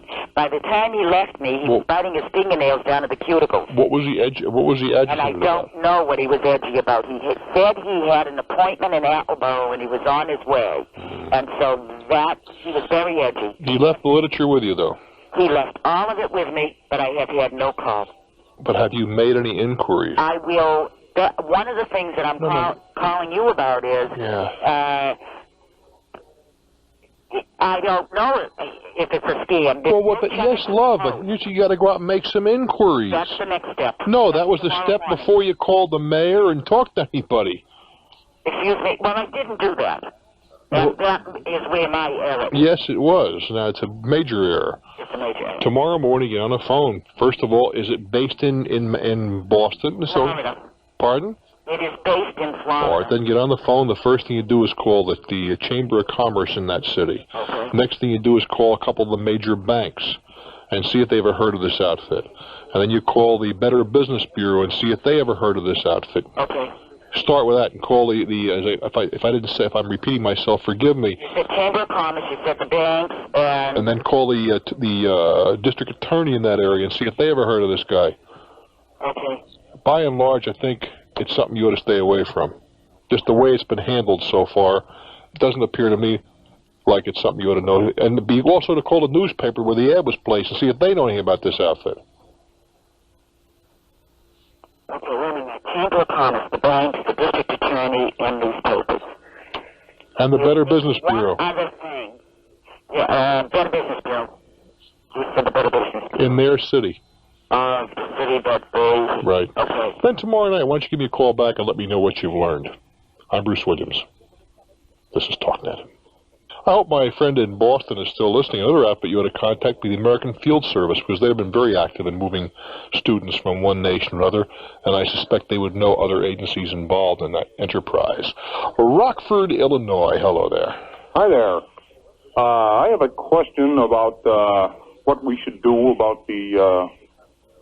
Well, it involves the gas company. Well, what's the gas company been up to? You pay the bill regularly, I suppose. They dug up out in front of our lawn. The people across the street had a hookup to the gas. Yeah. And so they come out and they dig, and it's on our side of the street. Well, wait, let's back up. You see, the people across the street had a hookup. Is there a problem with that? I'm not sure. I didn't get all the details to that. Where is the gas? Is it the main? Is it in the street? I would assume. then it must be on our side of the street. Well, yeah, it's usually on one side or the other, not in the middle if they can avoid that. Okay. Go ahead. They come out, they dig up, and they leave their dirt and stone in a nice mound there. And that's dig we fine. must. Yeah, that's fine with me. And it didn't rain during all this time. Mm-hmm. So they finally come out, and they scoop up the dirt and stone. They put down nice dirt, and they plant grass seed on there, and the grass seed starts to pop up. And then well, wait a minute. Wait. I thought you said they dug up the street. No. Just right under the street, the edge of the street. We just had the street resurfaced last year. Yeah, but where were they doing the digging? Through the street? No. On our property, or, well, the on the median's property. Well, wait a minute now. Is this the strip of property between the sidewalk and the street? Well, we don't have a sidewalk. It just goes right out to the pavement or the blacktop, whatever. Do you have sidewalks, no curbs. No curbs, no gutters? No. All right. Kind of ill-defined. I got you. Right. So they dug up the grass, is what you're telling me. Right. Yeah. And just slightly under the street itself. That had to be, because there's a nice gaping hole right now under, because after it rained, it all washed in. Mm-hmm. Yeah, it's settled. Right. So anyways, my wife has been calling, trying to get them to patch up this hole, and they keep, well, you gotta, and I was just wondering if there's anything we can do about it. Right now, the street is the pavement is starting to break away. And why don't you call your town or your city? Call your, we can do it, well, but for me, I just start complaining to my councilman. You must have a councilman. Well, what are you laughing at? What do you think the guy's there for? I don't know. What is he there for? That's exactly why he's there without a dirty laugh. He's there to take care of complaints from his constituents. And unless you call him, how in the world are you going to know there's a problem? I suppose. You give him a call and say, we got a problem here. And the problem is manifesting itself by undermining the street, and sooner or later we're going to have a problem with the street itself. Now, he's in a position to make a phone call and tie a can to the utility company's tail. All right. That's what he's there for, but he won't know unless you take care of him. Politicians cause a lot of our problems, but they can also solve a lot of them, too, if you give them half a chance. Okay, so I can just bark at him, huh? You don't bark at him, no. Oh, all right. No, you call him with a problem. You want to antagonize him and turn him off? Go ahead, chew him out for something that's not his fault. You say, Mr. Councilman, I'm so-and-so, and I've got a problem, and I hope you can help me. And here's the problem. You outline it. He says, yeah, listen, I'll call the gas company. Tell them to go fix it. They get a call from the councilman, they're going to listen to the guy. Okay. It's just a normal line of attack. Take good care, my friend. All righty. Thank you. Okay. I don't understand why well, maybe I do understand. I guess they put politicians in the same league with lawyers, talk show hosts, and used car salesmen. I guess we're all a bad bunch. But that's what the politicians are for. Use them. I'm Bruce Williams. Stick around, kids. This is Talknet. Oh, Mr. Williams, how you doing? I'm doing well, thank you. Hey, I'm an American citizen, a U.S. citizen, and my wife's a Canadian citizen, and I am a landed immigrant in Canada. What does that mean? Well, I was up there a period of time and applied for immigrant status. And in other words, I'm not a citizen, but I'm able to do everything but work into the government. Mm-hmm. And I was trying to I'm moving back to the States, and I was bringing my car across the border. Mm-hmm. And at the border, they stopped me, and they was looking over the car and what have you. I won't mention the name of the car or anything, but they told me that the car doesn't meet emission standards because it doesn't have some sticker on it. Now correct me if I'm mistaken, and this may not be the case today, but there was a time not too long ago when Canadian cars still burned leaded gasoline. Well, this was an unleaded, and it was made here in the States. Without regard to that, the emissions controls are different, I believe, or the emissions regulations are different in Canada than they are in this country. Right, I understand that. And also, this car is computerized control and also has all the emission stuff on it. Well, I used to live down here, and I know, pretty well what they have on them. Well, does it meet the standards that the United States sets forward? That would be pretty clear, it would seem to me. Whether it may be the guy at the border may or may not have been mistaken, but that wouldn't alter the standards that exist. Exactly. Well, the thing that they say is all they care about is just a sticker. And the car has been repainted, and there's a place where you can see where a sticker was. Well, who affixes this sticker to the car? I asked them the question, what can I do to get the sticker on there if it meets the standards? And they said, well, you're not allowed to. But I was wondering, I heard... Wait. That's a stupid answer. What do you mean you're not allowed to? Well, that's what they told me. The sticker is a credential of sorts. Correct. The sticker itself is unimportant. It's what it stands for that's important. Now, let's go back to my original question. Who put the sticker on the car originally? The company that made the car. All right, then if you contact that company... Now, why was the car repainted? It was repainted because I bought it used and at a car lot, and usually they repaint them. It's probably been in a wreck or something. Well, that was my question. Was it in an accident of some kind? As far as I know, I see that one little panel had been all right, damaged. My point is, if it was in a wreck, that might be to your benefit in this case, that the car had to be repainted because it was wrecked and so on and so forth. Now, they said that you can't get a new sticker, that once the sticker is destroyed, it's over forever. I find that hard to believe. Well, I agree myself, and I was wondering what a person should do to be able to find out what they can do if they were just trying to be hard that day or what. Well, where's the car now? It's in Manitoba, Winnipeg. They wouldn't let you drive the car across the border? No, they made me leave it. They actually told me to bring it back to where I had it, but unfortunately had somebody... Well, no, wait a while. Are you telling me that let's change this around. Let's rewrite this scenario. Okay. Are you telling me a Canadian citizen is off on a pleasure jaunt from Manitoba to wherever, New York City? If they were to cross the border, they would not have been allowed to cross in this particular car? Well, they would be allowed to, but being I was bringing a U-Haul and everything else, they say, and I was moving down, I wasn't allowed to. Well, being realistic, why don't you just go up and drive the car across the border tomorrow morning? Well, I was thinking about that, make but a federal I have a case. driver's license now. So what? Oh? How many times do they stop you to look at your driver's license when you're coming when you're coming across? Which is true. But what happens if they do? If they do, you go back. What? This is not a capital crime? No, that's true. Gee. Okay. Yeah, I don't know who issues this sticker. I haven't got a clue. But I would... Whenever I get license on it, would I be able to... I don't know the answer to that either, but why don't you call you're in Indiana and find out what is necessary to have a car licensed that was originally licensed in Canada. Okay. Ask the Motor Vehicle Department in Indiana that question. Okay, that's exactly what I'll do then. Okay, kid. I really appreciate this. I wish you well, my friend. Bye. Brooklyn, New York. Hello there. Welcome to Talknet. Hi. I hope you can help me. I had a problem with the cleaners. I bought a skirt there about 4 months ago, and they lost it. I waited about 2 weeks. They didn't find it.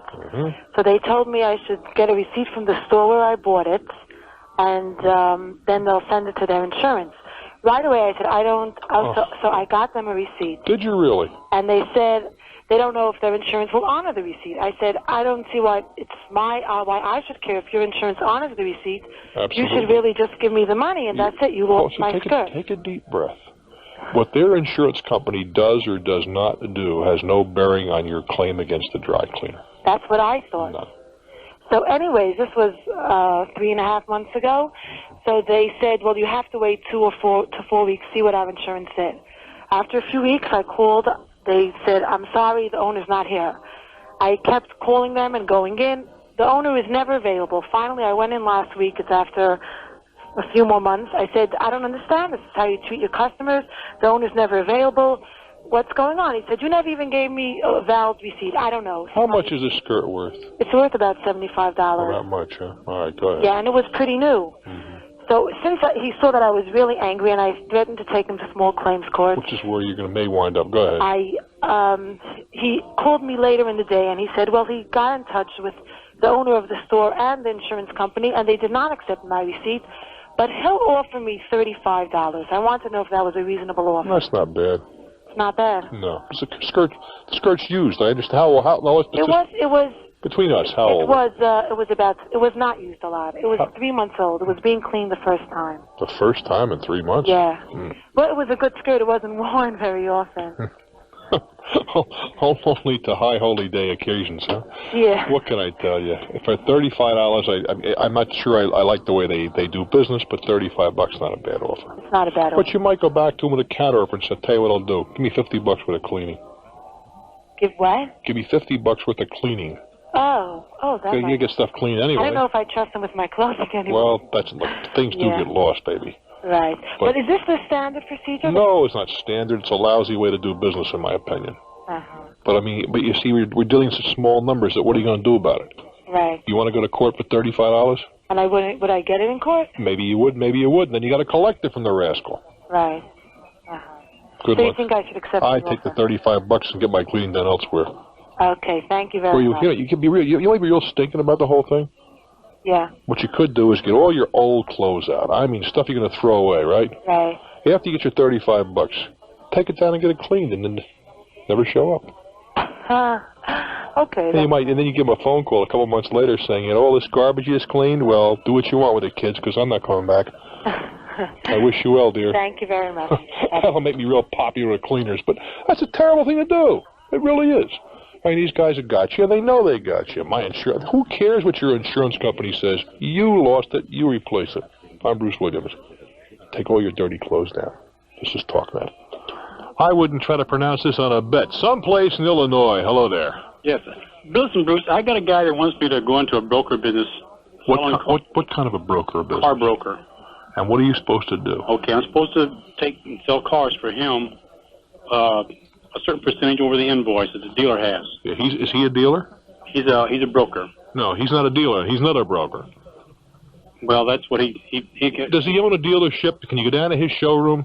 No. Then he's not a He's not a dealer. Go ahead. Right. What he does, he sells cars, and he says that I can sell the car $200 or $150 over the invoice price that he gives me. Yeah.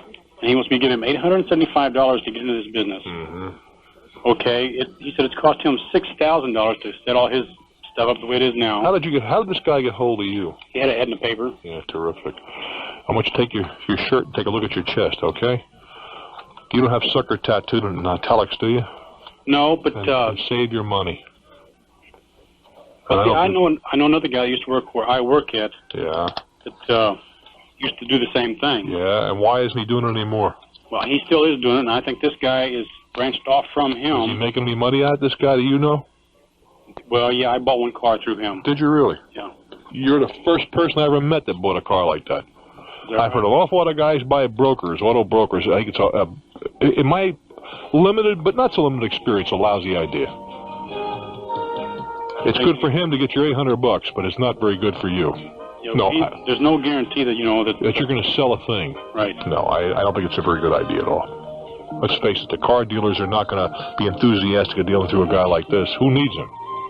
Hey, thanks much for joining us. I know it's not easy, but give it your best shot, huh? You try and do what's right. Till we do it again, I'm Bruce Williams. Keep in touch. Here we have a credit manager from Buffalo, New York. Hello there. Hello. Hi, what can you tell me? Well, in a situation like this, whereas he went through a third party to obtain the credit, right, he is entitled to a 10-day redemptionary period. They have no right because they do not physically own the property until after the 10 days of the repossession to sell it. Sometimes do they not, well, if it was the store doing the financing, they could retain... And they don't have to offer a redemption period at all. I see. Because it was a third party, it went through... Now, what liability... Indirect financing. Does the store have any liability in this regard, since they put this deal together? The store would not, if they were not the repossessionary company. Even though they were, but since they secured the financing for this guy. Even so, the store would have it between the finance company, what they would hold as a reserve with the store. They're holder in due course. Yeah, but not with the borrower. The borrower is... So what is the borrower's, in this case, what does this guy do, in your opinion? In my opinion, I would seek legal counsel and try to find out exactly what the Iowa state law is with the 10-day redemptionary period. Well, in this case, they said 5, but they were there. Well, in 5, there is, they didn't get a notice of auction, which they're entitled to, so that they may go there and find out exactly if the property was sold at the fair market value. To prevent this from being sold to the auctioneer's brother. Which is not unheard of. No, it isn't unheard of. And surely isn't. Notification of auction is required. Very well. Hey, thank you so very much. I appreciate it. No problem. Let me see now. We have Harrison County, Iowa. You're an attorney. Yes, sir. Counselor, appreciate your call. Yes, sir. We have a neighbor of yours in Fairfield who, in my opinion, has been taken advantage of. I agree. What would we recommend to this guy? Let me put him on the line with you. You guys are together. Okay. Go ahead. Counselor? Yes, sir. I mean, what are we going to do here? I would recommend, well, the first thing is pray that they sue you in small claims court, because under the Iowa Consumer Credit Code, they're going to be liable, first of all, if they violated that notice to cure provision. In other words, if they sold the merchandise before that expired. Are you there at Fairfield? Yes, I am. Yeah, well, apparently they did that. They sold it 3 days before the notice of cure was. And they violated the Iowa Consumer Credit Code when they did that. They also probably violated it if they sold the merchandise for far under what would be the fair market value. Okay, they sold it for $200. That's a question of fact as whether that's under the fair market value or not, but it may well be. But you're better off really if they sue you going under the theory that they have violated the Consumer Credit Code because of this. Well, how is there an advantage if they start suit? Saves you the cost of the filing fees and so on and so forth, because you can counterclaim. See, the Iowa Consumer Credit Code has got built-in remedies. I mean, they've got so much for punitive damages, and they have so much for treble damages in case you've been damaged because of this. They have statutory damages. Even if you can't prove any other damages, you can still get statutory damages. Which means that they have to pay X amount of dollars even if you don't have any actual damages. Would this be a case that an attorney would take on a contingency? Oh, I'm sure they would, because I can't see any way that you wouldn't recover. I mean, there's no way you wouldn't get something. You can't do it. I mean, you just absolutely cannot do it. They can't sue you for a deficiency anyway, legally, because they violated the Consumer Credit Code themselves. So what this gentleman ought to do is find himself an attorney, because apparently he's running the short line, or he wouldn't be dealing with people like this anyway. So given that set of conditions, you'd be advised to get an attorney. You may wait for them to sue you because it would save you some money. If they don't sue you, and they may not if they realize that they go to an attorney and their own attorney and realize what's going on, so you may have to take affirmative action and sue them. What would you say would be a reasonable period to wait and see if they sue? Oh, gosh. Couple of months? I'd say 30 days. And when you tell them if they call you, you're not going to pay them. I'm not paying you a penny. I'm not paying you a penny. Go ahead. If you're going to sue me, go ahead. And then get yourself an attorney who takes this on a contingency. And because the Iowa Consumer Credit Code is not real simple to follow, you'd have to have somebody to guide you through it. And to instruct the court as to what's going on, because it is a small claims court.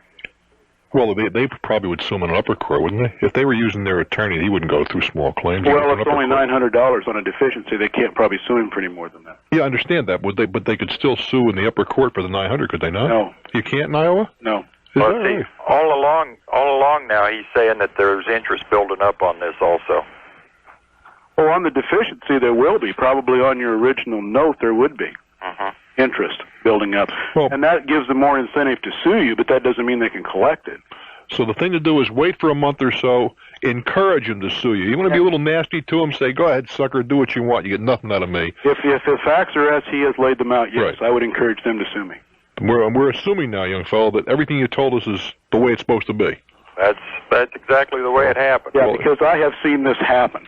I have physically seen creditors sue somebody, and they sold the merchandise the day the notice to cure expired. In other words, if you had gone in there that day, you've been out of business. Gentlemen, I've run into a time constraint, but I thank you both very much. Counselor, thanks so much for contributing. Thanks, Bruce. Listen all the time. All right. Thanks, Bruce. Take good care, guys. I'm Bruce Williams. This is Talknet. Silver Spring, Maryland, thank you for your patience. What's on your mind? Oh, hi, Bruce. It's really good to talk to you. Thank you. I just came home tonight and opened up the mail and found a bill from a lawyer for $1,320. For what? Your voice is trembling. Oh, I'm so mad still. It's been about an hour. Talk to me. What was the bill for? Well, I've listened to you for years, and my brother and I bought a cooperative or condominium apartment, and we dutifully went to a lawyer to review an agreement. I sat down and we thought about what we wanted to do, and I drew it up and I took it into a very well-known lawyer here in town who does actually specialize in real estate. This is a co-op, you said. Well, it's a condo. A condo. There's a difference. Mm-hmm. Okay, it's a condominium. Right. All right. And he looked it over, and we talked a little bit about the different types of agreements. Mm-hmm. And he said that he gave me a list of several documents to go home and get. And he said he thought perhaps we would need a partnership agreement, but I was to get back to him. And I told him it would probably be about 3 or 4 weeks since I was going on vacation, and he said fine. He was obviously, the law firm was expensive. I was worried about the money aspect of it, and I thought I'd pull the documents, give him a call, and see what was and how much money it would be. Did we discuss fees at all? No discussion of fees. I didn't sign a retainer. Nothing. And you didn't ask either? No, I didn't. All right. Just the other day, I received a 12-page partnership agreement in the mail. Now, This is between you and your brother? Right. Mm-hmm. I was horrified. Why? Because I didn't think he was going to be doing anything. I was to go back to him. I see. No, there was no discussion that he... Oh, there was no discussion to have him prepare this document? No. He said he thought that I needed one. I basically just wanted him to kind of look over what I'd given him. No, I don't disagree. I think you do need one, but go ahead. And make suggestions. Yeah. And then that would become the partnership agreement. Well, that's not quite the way it's done. Okay. I called him, and he agreed that there was a misunderstanding, and he indicated that... And I asked him about cost, and he said he would go ahead and adjust it some way, that we would work out the cost. Mm-hmm. I asked him how much he had put into it. He wanted me to come in for another half hour or so, and he said he didn't have the figures ahead of me. Could I come in? Mm-hmm. And I called him back the next day and left a message. Could he please check on the cost and let me know what they were? And he did. And he just sent me a bill. For $1,300. Right. Hmm. It does sound high, but you see, I don't know what you see. It depends on the attorney. Some attorneys charge $100, $125, $150 an hour. You might have picked some high, very expensive law firm, very good law firm that would charge considerably more. Ordinarily, this kind of work would be passed down to an associate. Right. But the one thing that he did, I don't understand, and we can't settle that here. Your arrangement with regard to the partnership agreement, I think he gave you excellent advice. When you and your brother are buying a piece of property together, to protect both of your interests, there should be a partnership agreement spelling out buy, sell, and all that sort of good stuff ahead of time, in advance. And it's not something you jot in the back of an envelope. I know it's your brother and you love him, but what happens if he gets married? He may not love his bride. But what he gave me, I just flipped through it. It's canned. There was nothing about any of that in there. No. It was my brother and I should have meetings occasionally. We should have. It was. It didn't talk about. There's nothing in there that talks about what happens if you have a disagreement or there's a death or first refusal or a million other things like that. That would surprise me very much. It looked like a canned piece of junk, actually. And I had actually drafted something myself, which was very specific. Mm-hmm. The idea was to have him look at it and comment. But did you make that clear to him? He did all the talking, really. Well, unfortunately, there's a certain amount of responsibility on your part. Now, I'm not saying that this guy's right in this regard. I'm not at all saying that. And it's obvious that you should go down and talk to this fella. I called him. He didn't return. He did not return a phone call. He'll return when you don't pay him. Just drop him a note saying that the bill is unacceptable and that you wish to come down and discuss this with him to determine how this can be worked out amicably. Okay. But what obligation do I have? I did not authorize him to do a partnership agreement. Well, that is going to be your contention. Okay. That you came in for advice only, and that you in no way authorized this work to be done. Okay. I did consult them last year on a different matter, and when I went in that time, they actually had me sign a retainer. Everything was very clear-cut. How much was the hourly rate then? It was with a different attorney at $80 an hour. He bills out $185 an hour. And what they did was ridiculous. This is, It sounds like it was over-lawyered to me. Oh, they had, Did you close on the property, by the way? Oh, yeah. And did he represent you at the closing? No, we had a different attorney. Mm-hmm. So why did you go to this guy for this? I don't understand. Because I had previously gone in on another matter, and I still had a $45 credit left at the law firm. Oh, boy. Most expensive credit you'll ever have. Yeah, they spent 5 hours on doing interoffice memos on it. On this particular matter? Oh, yeah. That's absurd. It's ridiculous. That's charged I mean, $1,300. They've got 20 hours worth of work charged on it. Interoffice memos, and what we got back was this canned. Well, no, it wouldn't be. Well, first of all, let's just the canned is not the issue here. You know, don't hang your hat on that. It was just incredible. But the 20 hours doesn't sound right either. No. No, wait a minute, because it was 20 hours. If it was 20 hours, it would be a whole lot more than $1,300. 20 hours at $185 an hour is $4,000. He had an associate working on it. Someone else's initials are down for many of the hours. Well, I wouldn't talk to him about it, but I wouldn't pay him until such time as I discussed it with him. And just write him a note, never mind the phone calls, that the bill is, you consider the bill to be inappropriate, and that you were requesting a conference to determine how this can be resolved amicably. Okay, great. All right, well, thank you very much. How's the apartment? Oh, it's beautiful. I love the apartment. Well, at least that part of your life's working out. Yes. Hang in there. Don't get an ulcer over this. It's not worth it. Okay. I wish you well, dear. Bye-bye. I'm Bruce Williams. Stick around. This is Talknet. Hello, it's San Diego. Hi, Bruce. Hi. First-time caller. Well, thank you. What's on your mind? My husband just started in real estate last May, 88. Started in as a salesperson? Yes. All right. Independent contractor. And I work a full-time job. What do you do? I'm a computer operator. All right. And we're heavily, call $8,000 in debt. I make about $14-15 a year. That's a lot of money to be in debt. And yes, it is. And it's mostly credit cards. And we're in the process. We've applied for a lower interest credit card to consolidate, pay off all our other cards. Well, we're back to that borrowing yourself to prosperity. It doesn't work out too well. I see what you're saying. You want to get a little lower interest rate. Right. But what is your husband making any money in the real estate business? He's not. He's doing pretty good. I mean, he hasn't quit, and we had to put out an initial investment to get him started. What investment for what? Well, just for licensing and to pay our bills until he started bringing in business. Well, it's been a year now. Right, and so far in 1989, he's made $7,000 or $8,000, and well, half a year. Right, and it's helped. And we sent out. I did this in my spare time. I made up a newsletter, and I've been typing up address labels, and I sent those out, and we haven't gotten a response. Well, what were you were sending out? What? Advertising. You know, that's sort of like a little information newsletter about the company and what we could do, and some listings and some real estate information, and we sent them out to his farm area. So we haven't gotten much of a response. We still have a few to send out, and I'm just wondering if you had any suggestions. Well, how many did you send out? I'm just curious. So far, I think we've sent out about 600 or 700. Well, that's really not a large number. I know it sounds like a lot when you look in the stamps. Yeah.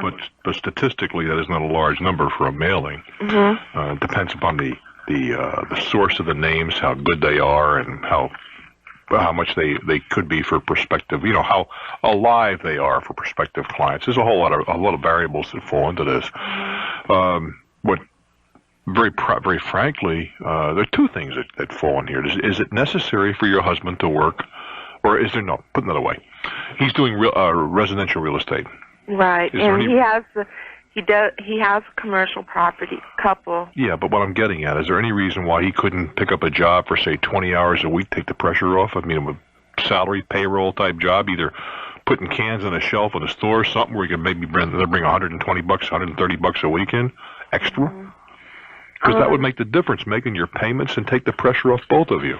His broker is kind of against that. Well, isn't that nice? I can understand why he's against it, but he's paying him on commission, and there's a ton of real estate brokers who'll give him a job if he's licensed.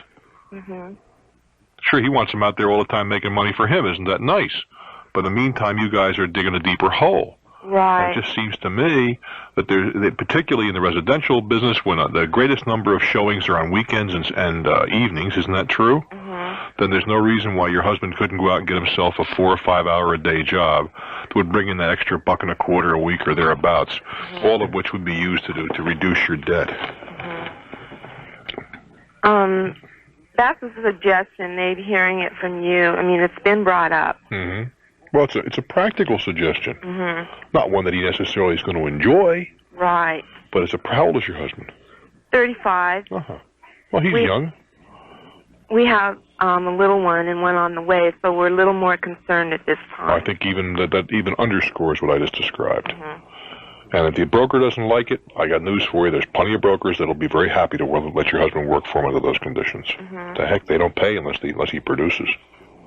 I bet there's a whole bunch of part-time people in that office, aren't there? No?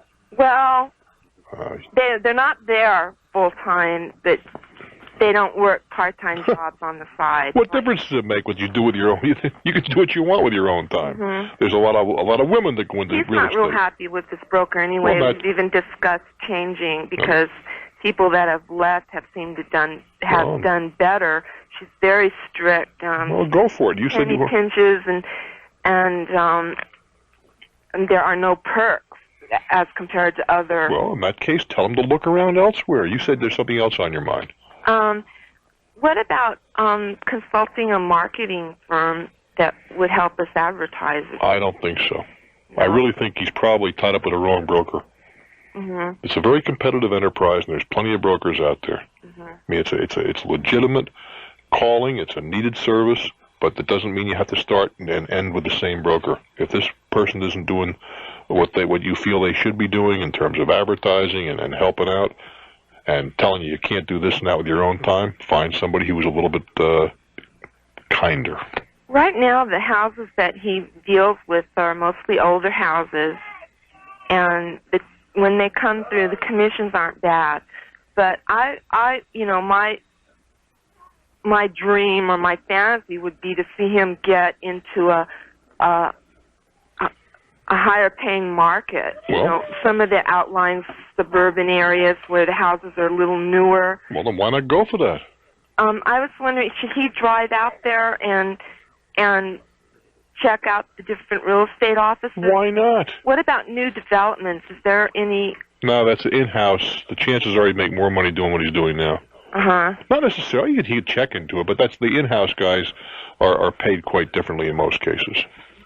But I would be looking for another employer. I really would, were I he. Good luck, love. I'm Bruce Williams. This is Talknet. He has a surprise. Hello there. Hi, how are you today, Bruce? I am very well, thanks. What's on your mind? Well, I've got a little problem. I recently went to the doctor, and while I was waiting on the doctor, I happened to look out the window. And just as I looked out the window, I seen this car back into another car and just wiped one side of it completely out. Oh, boy. Well, after he wiped it out, he went and parked in his parking space and was just sitting there. So I was trying to be a good Samaritan, so I walked down the stairs and everything, and I got a pen and paper from the receptionist, and I wrote a little note on the person's car that the guy hid his number, the license number, and everything, and the description of the guy that was driving the car. Well, I put it on his windshield and everything, and I go back up for my doctor's appointment. And I give my name in case they need a witness or anything like that. That was all right. So I do this, and about 3 weeks later and everything, the person that was hit gave me a call and said that he had been to court and everything, and the guy had completely denied it. He said that he hadn't been there or nothing. And it was completely thrown out. Well, needless to say, the person that got hit, his insurance went ahead and paid for his car. Right. Well, yesterday, I got a summons to appear in court. I'm being sued by the person that hit the guy. For what? He said, what happened was they come and got the car. So I'm being sued for false presentation, or the way my lawyer told me and everything that I talked to an attorney, of course, and he said that I was being sued because that I infringed on his rights by not coming and telling him that they hit the guy, that just leaving a note. So I don't know what to do about it. What did your attorney say?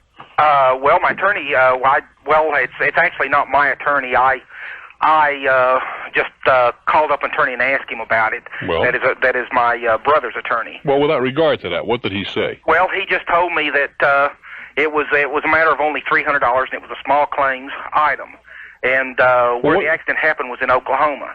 And in Oklahoma, you can't use an attorney to represent you in a small claims court. What jurisdiction does Oklahoma have in Tennessee?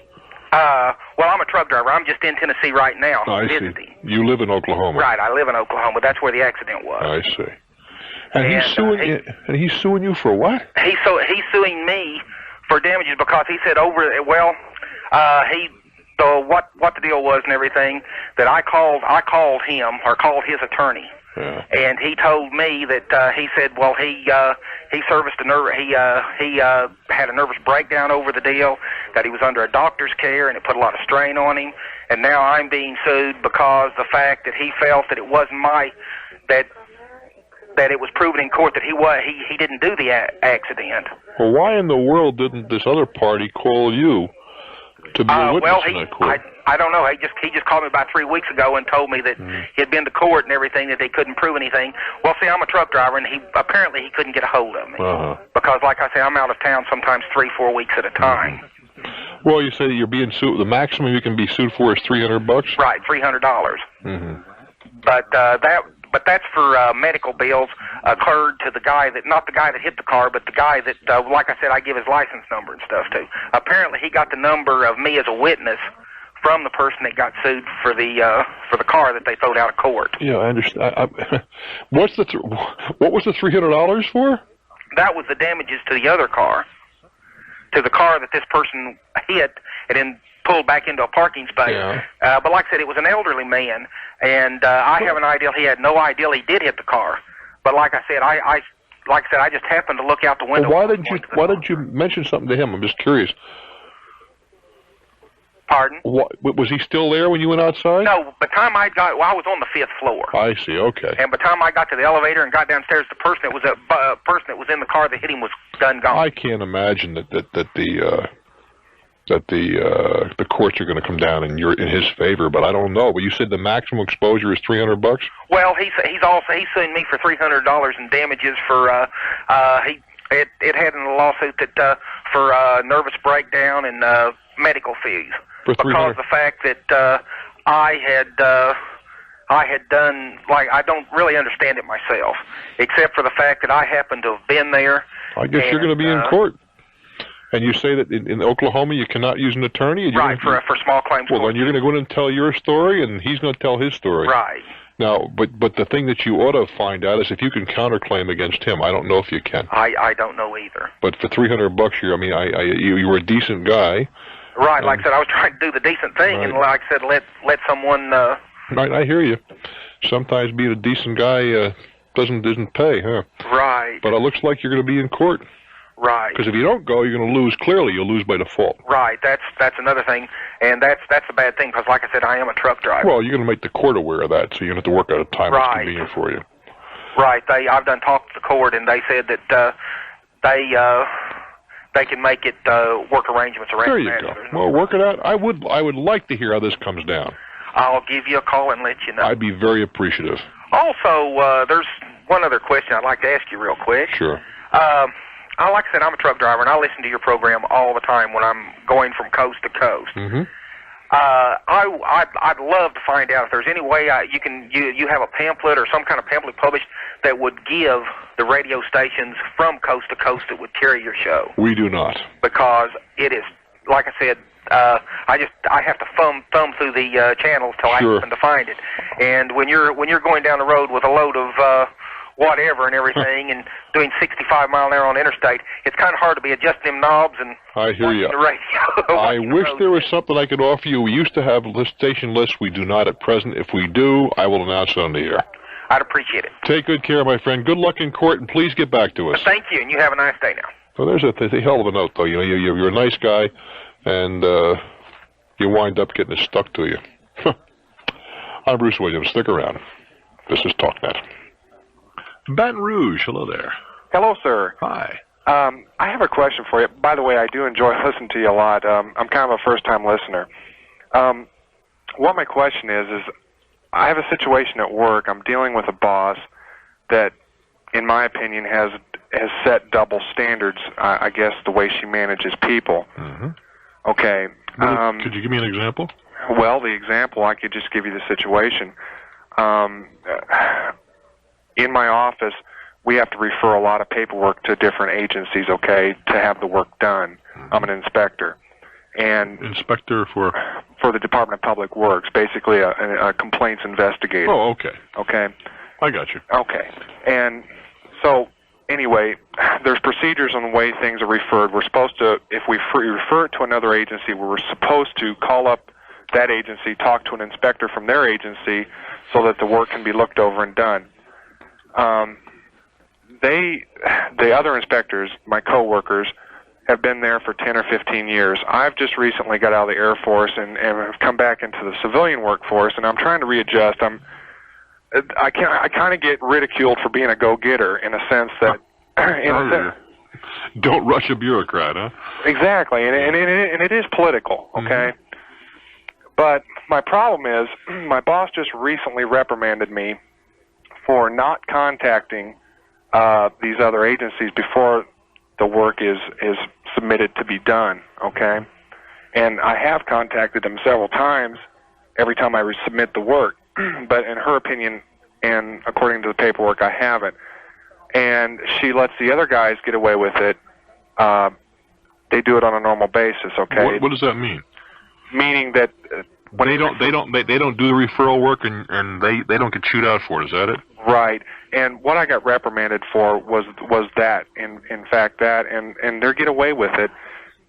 But what I really want to do is just work the problem. I enjoy working there, okay? And my boss is a really basically easy person to talk to. I mean, it's kind of like an open door policy. I can go in there anytime. But she's also laid down this reprimand, and at the same time, while she was reprimanding me, complimenting me on my work, okay? But saying that, well, the best example I can give you is there was a guy that is in the same office with me that has wrecked a city vehicle 3 times. Very quickly, time is getting old here. Okay, I'm sorry. And, okay, I'm trying to get off my probation period, just starting a new job. The probation period is... Let me look, I can't go through the minutiae. I wish I had time for that. Here's the thing. I'm sorry. No, don't be sorry at all. Here's the thing. That you got a probie time. And you're going to have to go along with whatever's done. Just keep your nose, sparkling clean. Right. But this is particularly true when you're working in any kind of a governmental environment. I mean, it's not there are grievance procedures and whatever, but who needs that aggravation? And she may feel, well, look, the other guy's been there for 15 years. He knows the ropes, you don't. Therefore, she wants you to dot the I's and cross the T's. The point being, if you want to get along, you got to go along. And that means whatever has to be done, do it. Don't worry. Don't look for equity. Look for fairness. Just get the job done. Okay. That's what it comes down to. I wish we had more time. Good luck, my friend. Tomorrow, that's 2:30 to 6:30. We'll be here. I hope you'll give us a shout. Now, I know it's not easy, but give it your best shot. Try and do what's right, huh? I'm Bruce Williams. Keep in touch. Well, if you occupy it, you can't have it both ways now. I understand that. You can't get it free. I understand. Now, let me ask you this. Why did the landlord call you if he's in bankruptcy? What's he got to do with us at this point? Well, he was buying the mobile home. I understand that. Okay. But he's in bankruptcy now. Now what? Now what? Yeah, who owns he's in bankruptcy. I take it that the mobile home is going. Right. Who owns the mobile home? It would go back to the bank. Well, then deal with the bank at this point. Right. Is it up to me to get in touch with them? You're living there. You're living there, right? Right. What do you have to gain by going to see anybody? Not a thing. Well, then just wait till they contact you. Okay. Time is your ally, not your enemy. Right. Now, I'd start looking around for some place to live, because this can't go on forever. Right. We were out looking today. Uh-huh. But I can't imagine they can... Furthermore, you're in the Tampa area where there's a surplus of apartments and whatever. You shouldn't have any problem. That's true. I wouldn't worry too much about it. Oh, okay. Good luck, my friend. Thanks a lot. All righty. Speaking of Florida... Up the road from Florida, there's a place called Orlando, and somewhere next to Orlando is Mouse World, that don't mess with a mouse kind of place up there. Yeah, that's the place, and just came into our hotel suite, Tom Kennington from Disney World.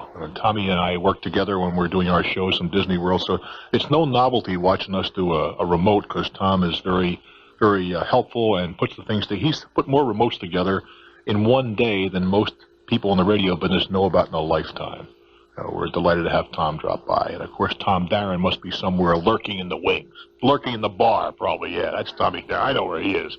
Sheila Jaskett, Lenny Block, and George Bennett in our New York studios making this thing whole happen. Kevin Delaney is the engineer. Mr. William Lally answering the telephone and doing all that kind of stuff. And Dick Brennan looking like an executive. Chickening out tomorrow. Would you believe this? Now, we're having an important conference. This is all business stuff going on down here. Yeah. Now, Brennan is now an executive. He wears a tie, and it's not a bad-looking tie. Now, this is a kid that for years wore the ugliest ties anyone could possibly conceive. But now he's calmed down. He pays as much as $3 for his ties now. He's going first cabin. Tomorrow morning, he is abandoning ship simply because his brother is getting married. Now, under ordinary conditions, this would be an acceptable excuse, you see. But in the Brennan family, a kid getting married is no big deal. I mean, there are 10 Brennans, I believe. So what's one more getting married, Dick? I mean, I can understand this. You had an only brother who's getting married. But a marriage in your family is sort of, oh, yeah, and we're going to play a little touch football this afternoon. Anyway, congratulations to the Brennans. He's on his way, and I'm on my way. For a moment, I'm Bruce Williams. This is Talknet. Leesburg, Florida. Welcome to Talknet. Hi, Bruce. I'm nervous. Hi. Be gentle with me, okay? My dear, I am always gentle with nice ladies. Okay. I'm a working woman. I don't have much money for a vacation around the world, so we're not talking about a bunch of money. In May, the last week in May of this year, a friend of mine from Atlanta came down. We went over to Daytona Beach for a few days. Decided the highlight of our trip would be an evening cruise on one of the cruise lines. Just one evening, that's it? Yeah, the 6-hour cruise. Okay. Yes. Okay? It was on a Saturday evening. I booked the cruise for the both of us. A day or so later, it dawned on me that it's a long way from where we had to go out of, which was Port Canaveral, back to Leesburg. So I called and said, do you have a package plan, where we could get a room for that night? They said, yes. Well, now I know because they told me that they gave me the wrong information. But at the time, they said, for $20 more, we can get you a room at this nice motel. They said, however, you cannot check in until 1 o'clock in the morning, which would be the Sunday morning that Saturday night. Yes. Sounds like a hot bed joint here, huh? Isn't this something? They said they change the sheets every hour, isn't it? Oh, because they said the tour gets in so late. You can't check in till 1 o'clock. That's why you're getting the $20 rate. Yeah, well, they want to use the room earlier for the teenage crowd. Oh, my gosh. Well, so anyway, I said, okay, I'll take that. But I really want the day of the cruise so that we can get there early, shower, relax, and be ready for this cruise. I was not familiar with it. That defeats the $20. Well, what they said was, we call that the night before. Even though it's the night of the cruise, to them it's the night before the cruise. So now I have to pay $50 if I want that. And even on top of that, I can't even check in until 3 o'clock, and I've got to be ready for the cruise at 5. Well, check-in time for most hotels is between noon and 3, but usually if you call the hotel, the maids are making up rooms on an earlier checkout, so you usually get in a bit earlier.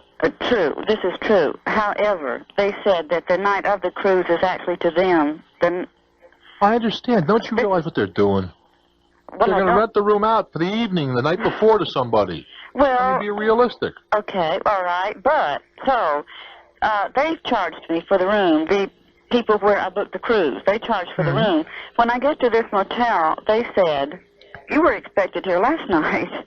And they said, no. So I just explained to them what I'm just explaining to you. And they said, we know of no such thing. And, of course, I'm devastated. I have not much money. This is the highlight of my cruise. I don't know what to do. They said, and they wouldn't let you check in? Pardon? Did they let you check in? They let me check in. They said, we do have a room that we can... Okay, so I took their room. We paid their fee. How much was that? That was $45 there. Okay. All right, so now this motel has our money, and Seascape has our money. Now, wait a while. Oh, I'm sorry. I said the name. That's all right. I'm sure the people in New York took care of that. Now, did you... Now, wait a minute. When you bought the cruise, how long ago did this happen? May 27th, actually, is the night of the cruise. All right. How did you pay for this? By credit card. That's fine. And you had nothing to worry about. Well, however, I have talked to everyone at customer service in Miami. Since you want to get their attention in a hurry? Surely. You put the charge into contest. You're going to hear from them almost immediately. Put the whole cruise, the whole business into contest. I don't understand. Well, you have a credit card. Yes. The next time you get a bill, read it carefully, all the fine print. Okay. And it's going to tell you how to put the thing into contest. You're saying that you were charged an extra $50. Is that correct? Yeah, I'm charged by two different people. They agreed. They agreed to that. Hold it. Okay. Who agreed to what? The cruise line agreed that they gave me the wrong information and that I was charged twice and that they should be sending the money. They just haven't done it yet. Well, in that case, you could still put the thing into contest and just don't pay your credit card $50. That solves the problem. But you must do it according to the rules, and that means flipping the... Now, this is, big time. You got to flip over the credit card bill. Okay. It'll tell you exactly what you have to do in writing. You can't do this on a telephone. You got to do it in writing to the appropriate address. And then you're off the hook. Silence. Not a big deal. It is not a big deal. Honest, it's not. Oh. Okay. So next time the bill comes in, you're done. Fair enough? Okay. Even though the bill has been in for some time. Doesn't matter. Doesn't matter. It is illegal. Are you ready for this? Federal law prohibits a credit card company from collecting for a service that was not rendered. Oh. Okay. Now, that makes perfect sense. Now wait a while. But it's also possible where you have to pay for a hotel room you didn't occupy. Not in your case, but I just want anybody to misunderstand. If you guarantee a room with a credit card and don't show up, you still got to pay for the room. Because there, the service that was rendered was the reservation rather than the room. The guarantee is the service. But that doesn't apply in this case. So you have nothing to worry about. Good luck, sweetheart. Let's move over to Roanoke, Virginia. It's your turn. Hello there. Hello, Bruce. Hi, sweetheart. What's up? I enjoy your program very much, but I've got a problem, and I need to call you. Let us talk. I live in a housing area where there's several homes, and along the street that is maintained by the state, there is several huge pecan trees. And they have been negligent in keeping these maintained properly. So the branches are dying, and when it rains and it gets wet, they fall to the ground. The last two that's fallen has hit my house. Today they came out and looked at it, and they wanted me to sign. They said that they would get all from the road that they could, but they wanted me to sign that I would be held responsible for anything that was done while they were in my yard. Is there any recourse that I could use? Well, wait a minute. Must they go on to your property? Well, there's a couple branches hanging over my house that they might have to come on my property. Well, in that case, what they're saying is they want a release from you saying it's okay to come on your property. That's perfectly okay. Is that okay? But are you saying that they want a release saying if they do any damage to your home, it's on you? I think so. Well, that's a little different matter. That's a little different matter. So they can come on my property if they do damage to my yard. That can be fixed. That's true. I mean, what they're saying is their position is unless you hold us harmless, we're not going to come on the property and do the trees. But if they damage my house, then that would be their fault. Maybe their fault, but you just signed away your rights. Oh, so I want to be careful what I sign. Are there any big branches over the top of your house? Oh yes. I mean, real big, industrial strength? Oh, yes. Over your house? Yes. How close is your house to the road? About 25 feet. Well, how many big branches are 25 feet long? By the time they get to your house, they got to be pretty skinny, honey. No, they're not. These pecan trees, it seems like they've got branches on top of branches. Coming You know, it's hard for me to imagine, though, if it's 25 feet well, of these branch. trees are over 100 years old. Well, without regard to that. Well, in any event. Anyway, they're over my driveway. The last two that's fallen off the tree has hit my house.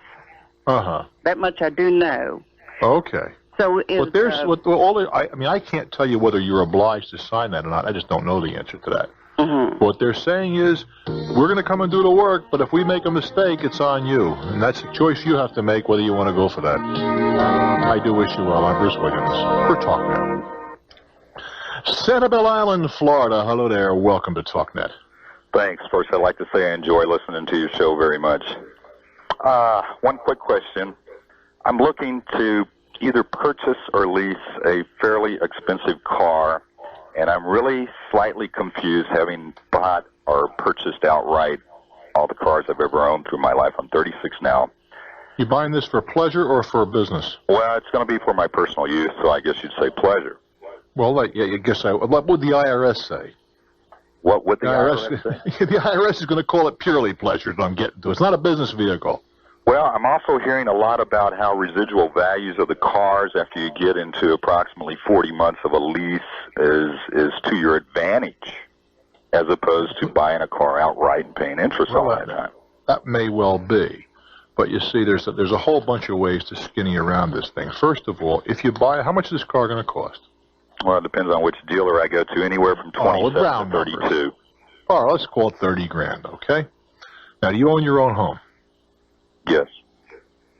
You're far better advised to take a loan, a home equity loan, against your house, rather than financing the car. Why is that? You got the answer. The answer is because under the tax code, you can still deduct the interest on a loan against your home, on the home equity loan. Mm-hmm. But for all intents and purposes, whatever you pay in interest on the automobile is history. No advantage to you.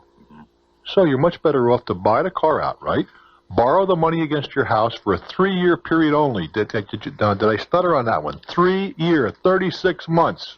No more. No more. Otherwise, you'll be upside down too long in the deal. Okay. Fair enough? Fair enough. Now, you could be tempted to get a 10-year loan or something. Keep the payments down. That's insanity. No, I was looking at a 5-year. No, that's equal insanity. Not quite as crazy. This is only a rubber room instead of a straitjacket. But you finance the car for 5 years, you're out of your mind. All right. Or put another way, you can't afford the car. Okay. If you have to take a 5-year loan, you cannot afford what you're buying.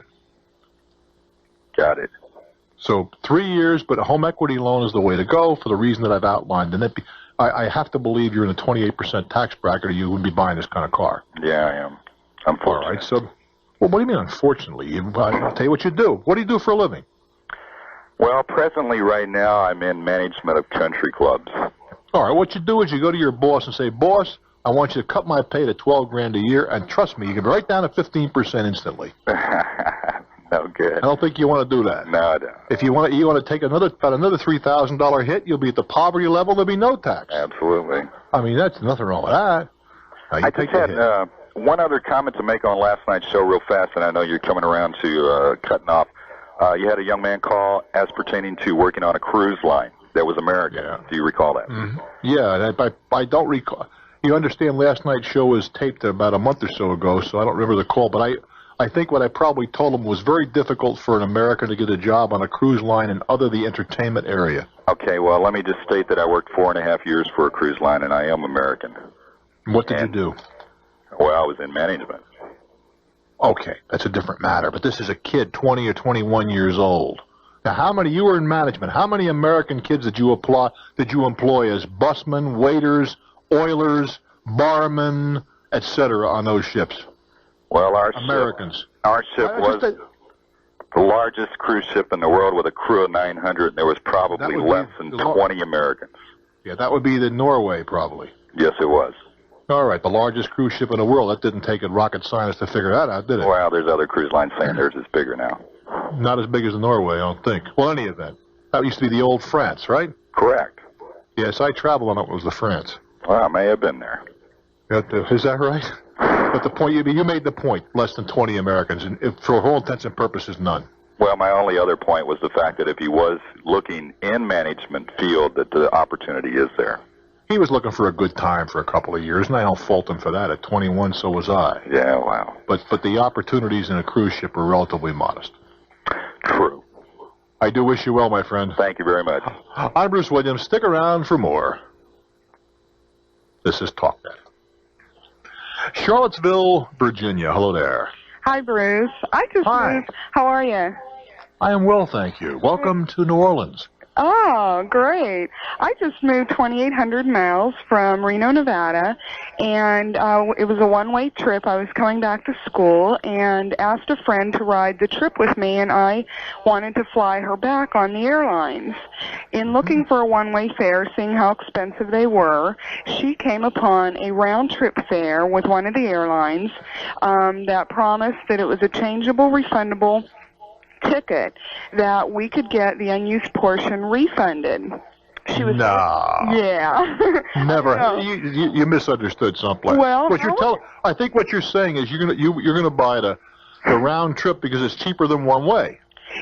Once we would get our half of reimbursement, yes. It's cheaper frequently, even if you don't get the half reimbursed. One-way tickets are very expensive. It's oftentimes cheaper to buy a round trip and throw the coupon away. I've done it many times. Right. Well, what was so interesting is she went ahead and made the reservation, and I go to call and put on my MasterCard, and they said, no, there's no such fare. We're sorry. I turn around, call another airline. They said, we have that fare. We have that exact. Now, this is really strange. Two different airlines. Every airline doesn't have the same fare? This other airline said, we have a refundable, changeable, without a penalty, Super Saver fare. I explained. Super Saver, you cannot change one half of the trip. Right. Well, I found that out. You can't. They just can't. That's the way it is. I explained to them. I'm sorry. What you do is oftentimes you buy the fact that you want a one-way ticket, honey. That's not an issue. One-way fares are very expensive. Right. Let me give you an example of that. Suppose, because I happen to know these fares, all right? Suppose you wanted to go to Norfolk, Virginia. Mm-hmm. Fair enough? Right. And you wanted to go down on Tuesday and come back on Thursday. Okay. That would be $300 if you bought a ticket that way. Mm-hmm. Because you don't stay over Saturday and all that kind of stuff. But you do this a month in advance or 3 weeks in advance. Fair enough? Mm-hmm. What you would do is you buy a round-trip ticket that leaves on Tuesday and comes back the following Tuesday.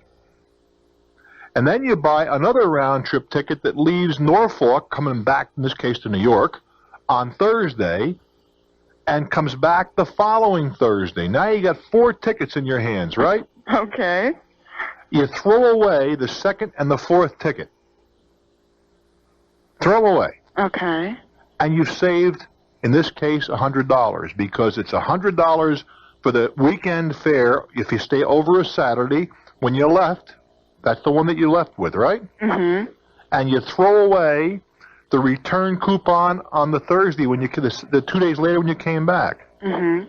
Now you've just bought 2 round-trip tickets for one trip, but it's $100 cheaper. Interesting. You have to learn how to do the maneuvering. Interesting. Yeah, they told us, to turn in the second unused portion or the second leg of the trip by August 31st.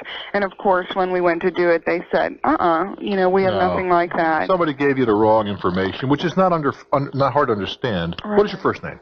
Sue. What's your first name?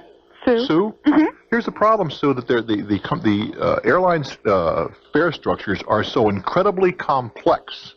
Nobody understands them, including the airlines. We did a little thing, I do a thing called Bruce Williams in Your Travel Corner, a little feature. It's heard on many of these same stations.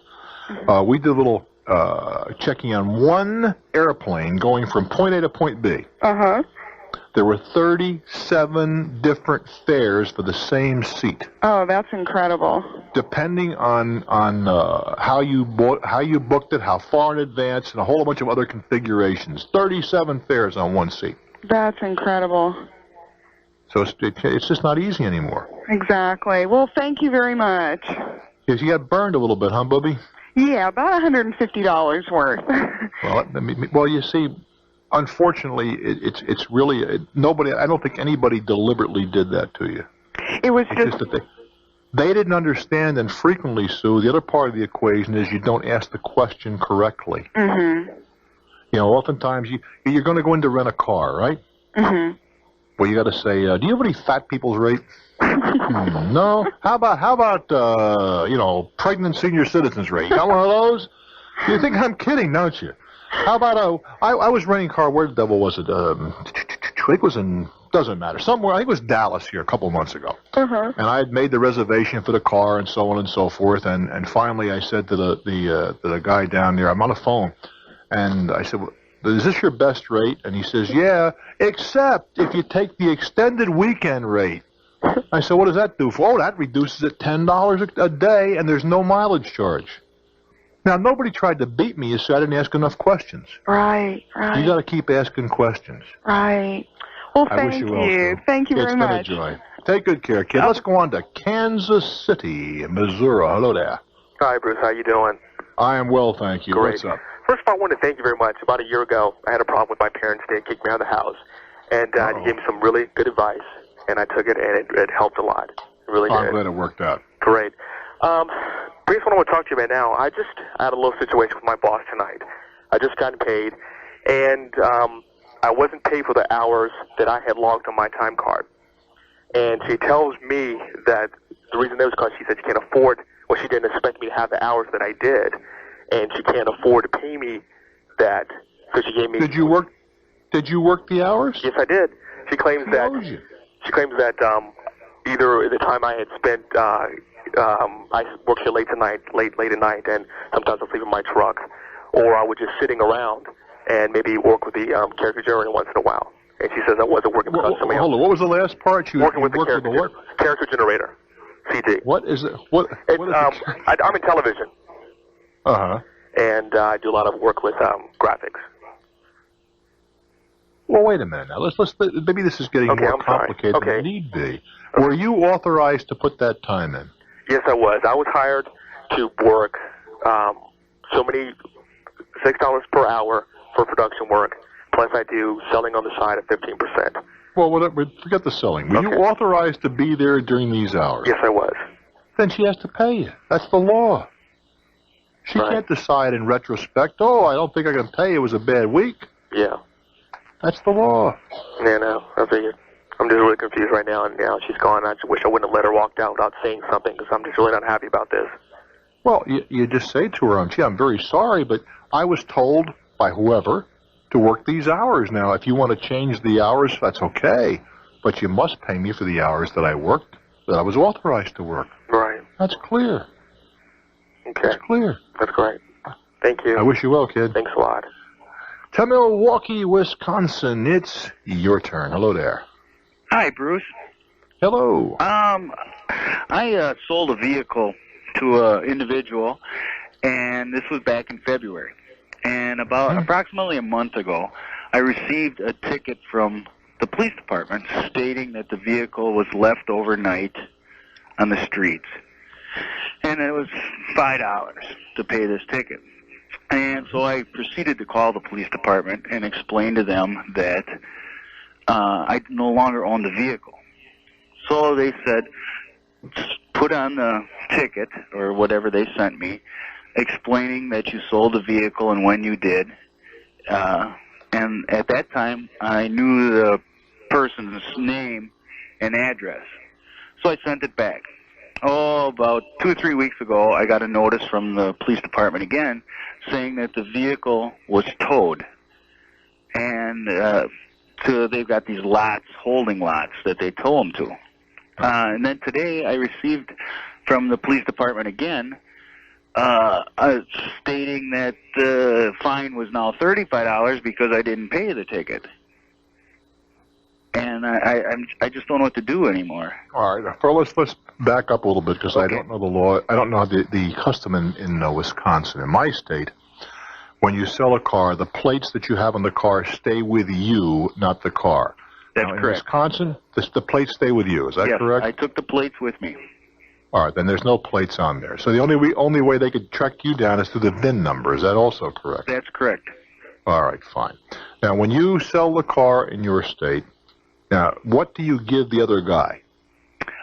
You must give him something. Yeah, you take the title, you sign the title, you put down the amount of purchase, and hand the title to the person that buys it. All right. And it's his responsibility to take it down to some motor vehicle office and register. Is that correct? That's correct. Yeah, that's the same system they have in my state. It's a weak system because there's nothing to make him go down there and do that except when he finally does it, he gets fined if he doesn't do it the certain period of days, right? That's correct. All right, so it's a weakness in the system. It truly is. And as I say, they have the same thing in my state. I would write a letter to the motor vehicle department, not just the police, because that's a local thing, right? The MBR, and say that on such a day, this car was conveyed to Mary Jane Smith and whatever in her address. Uh-huh. Well, he no longer lives at that address. That's the problem. Well, that's not your problem. That's not your problem. It's where he lived when you sold the car. Is that correct? That's correct. Well, it has nothing. You're not obliged to keep track of somebody. It's their problem. Okay. That you sold the car to so and so who lived at thus and such an address for this much money on thus such a date. Uh-huh. That's the end of it. Okay, and just send and send a copy of that letter to the probably the clerk of the court where the ticket was issued. Okay. And the DMV. A copy of the letter is addressed to DMV. Okay. And you have, as I said, the system is leaky. Uh-huh. Because there's nothing to force that individual to do anything. Okay. I guess in some states the seller and the purchaser have to go. Indeed, the system is quite different in other states, but no point in discussing that here. Okay. Good luck, kid. Thank you. Get on. All righty, get on it. I'm Bruce Williams, and this is Talknet. The Big Apple, New York, New York. Hello there. How you doing, Bruce? I'm doing just fine. Welcome to New Orleans. Thank you. Okay, this is a story. I took my son to the dentist. He was having a cap done on one of his teeth. And this was like one of the last visits. He was going to make that mold to make the cap. And it was melting That isn't anywhere near the last visit, let me tell you. The last two visits for that tooth.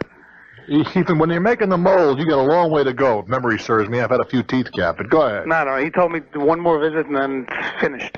Anyway, he was melting the wax. There was a little flame on top of that little tray he has to make the mold to fit it in. Yeah. And while he took the wax off the flame, he burnt my son's hand. You know, it dripped down on his hand. How old is your son? 12. Okay. And it was quite painful for him, and he does have a scar, and I'm due to go back tomorrow. I was wondering if you would say anything or if you think there should be any compensation or anything like that. Oh, come on, please. A little hot wax in the kid's hand? Well, this is like a skinned knee. He has a big scar. Big scar? How big a scar? I would say the size of a quarter. A scar or how long ago did this happen? 1 week. Well, you don't have a scar a week later. Yeah, well, No, wait a minute. He's got a red spot maybe, but not a scar. Scar tissue takes weeks to develop. Well, he's got there was a blister there, and it's all. Yeah. How many? Now, tell me this. I know he's your kid, but how many places have you had a blister on your body you haven't got a scar? That's true. Well, I don't know what's going to happen afterwards. I mean, that's right. If something happens afterwards, and we can talk about it. But right now, the kid's got a blister at 12 years old. This is not exactly a trauma. Happens. You want to mention it to the doctor? Mention it to him. Just pure accident. I don't think he did it. Did he pour it on the kid's hand on purpose? Of course not. Of course not. Well, of course not. Yes, it was an accident. I don't think it's something you get all excited about. Okay, I was just wondering what you have to say about it. Well, it's just my opinion, but, those things, what do you do for a living? I'm in the jewelry line. All right. Did you ever make a mistake? Sure I did. Did anybody ever come back to you and say, gee, there's a little burr on the jewelry, I got a scratch? Sure they did. And did you figure they ought to sue you for that? Or you just take the burr off the jewelry and forget it? Of course. Indeed. Same story. Okay, thank you. I wish you well, kid. Bye-bye. Today everybody, it's just America, I guess. We're litigious by nature. You stub your toe. You're not responsible because that damn fool left the thing that you stubbed your toe into in front of you like a brick wall. It's only been there since 1747. I mean, we have to start taking. It's like the dentist spilled a little hot wax in the hand. I mean, please. Austin, Texas. What's on your mind? First of all, amen to your statement of the last caller. And second, well, thank you. Do you know anything about networking? Well, I know the expression. I mean, in terms of old boy network, where you send the word out if you're looking for a job. This is a marketing system. That's probably some permutation of multi-level marketing. Yes, it is. That I know very little about it. Well, I share little enthusiasm for multi-level marketing. You see, the premise that multi-level marketing is built upon, in my opinion, for the most part, and there's going to be exceptions to every rule, but for the most part, is a false premise. Premise being that you, and the emphasis is on recruiting. You know, I'll give you a job, you get 10 more people like them, like you, they get 10 more, and we're all going to get rich, right? Right. The problem is that pretty soon we run out of people. Right. And the chain gets broken. Now, you see, I've said this so often, but I really think it's deserving of one more little shot. If they said to you, all right, Harry, we're going to give you a job, and after you sell $50,000 worth of stuff, then you can recruit people, I have no quarrel with that, because you've proven the product can be sold and you can sell it. Right. But if they say to you, look, as soon as you're on board, you buy a few samples, you go out recruiting, I have no desire to get involved in that. Can you tell me what the product is? It's multi-product. Multi what? Well, what kind of products? Basically, it's a power buying system whereby, buying. Right. I don't know that much about it. Well, what do you mean a power buying system? That's a nice thing that they get you excited, but what does that mean? Right. I don't know. That's why I'm calling you. Well, that's something somebody's coined. Right. On balance, as soon as you start coining those kind of terms, I get just a tad nervous. I would probably be very, very circumspect when I started to attack this. I want to go around the edges a long time before I got any. Let me ask one quick question. They want you to buy samples? I haven't gotten that far yet, but apparently, yes. Yeah, I suspect so. When you get the details, you give me a shout back. I'm Bruce Williams. Stick around from New Orleans for Talknet. To Beantown, USA. Hello, Boston. Yes, Bruce, I need a solution for 6 cats using my lawn. I can use my imagination as to how they're using your lawn, but whose cats are these? My neighbor, and she doesn't want to do the work.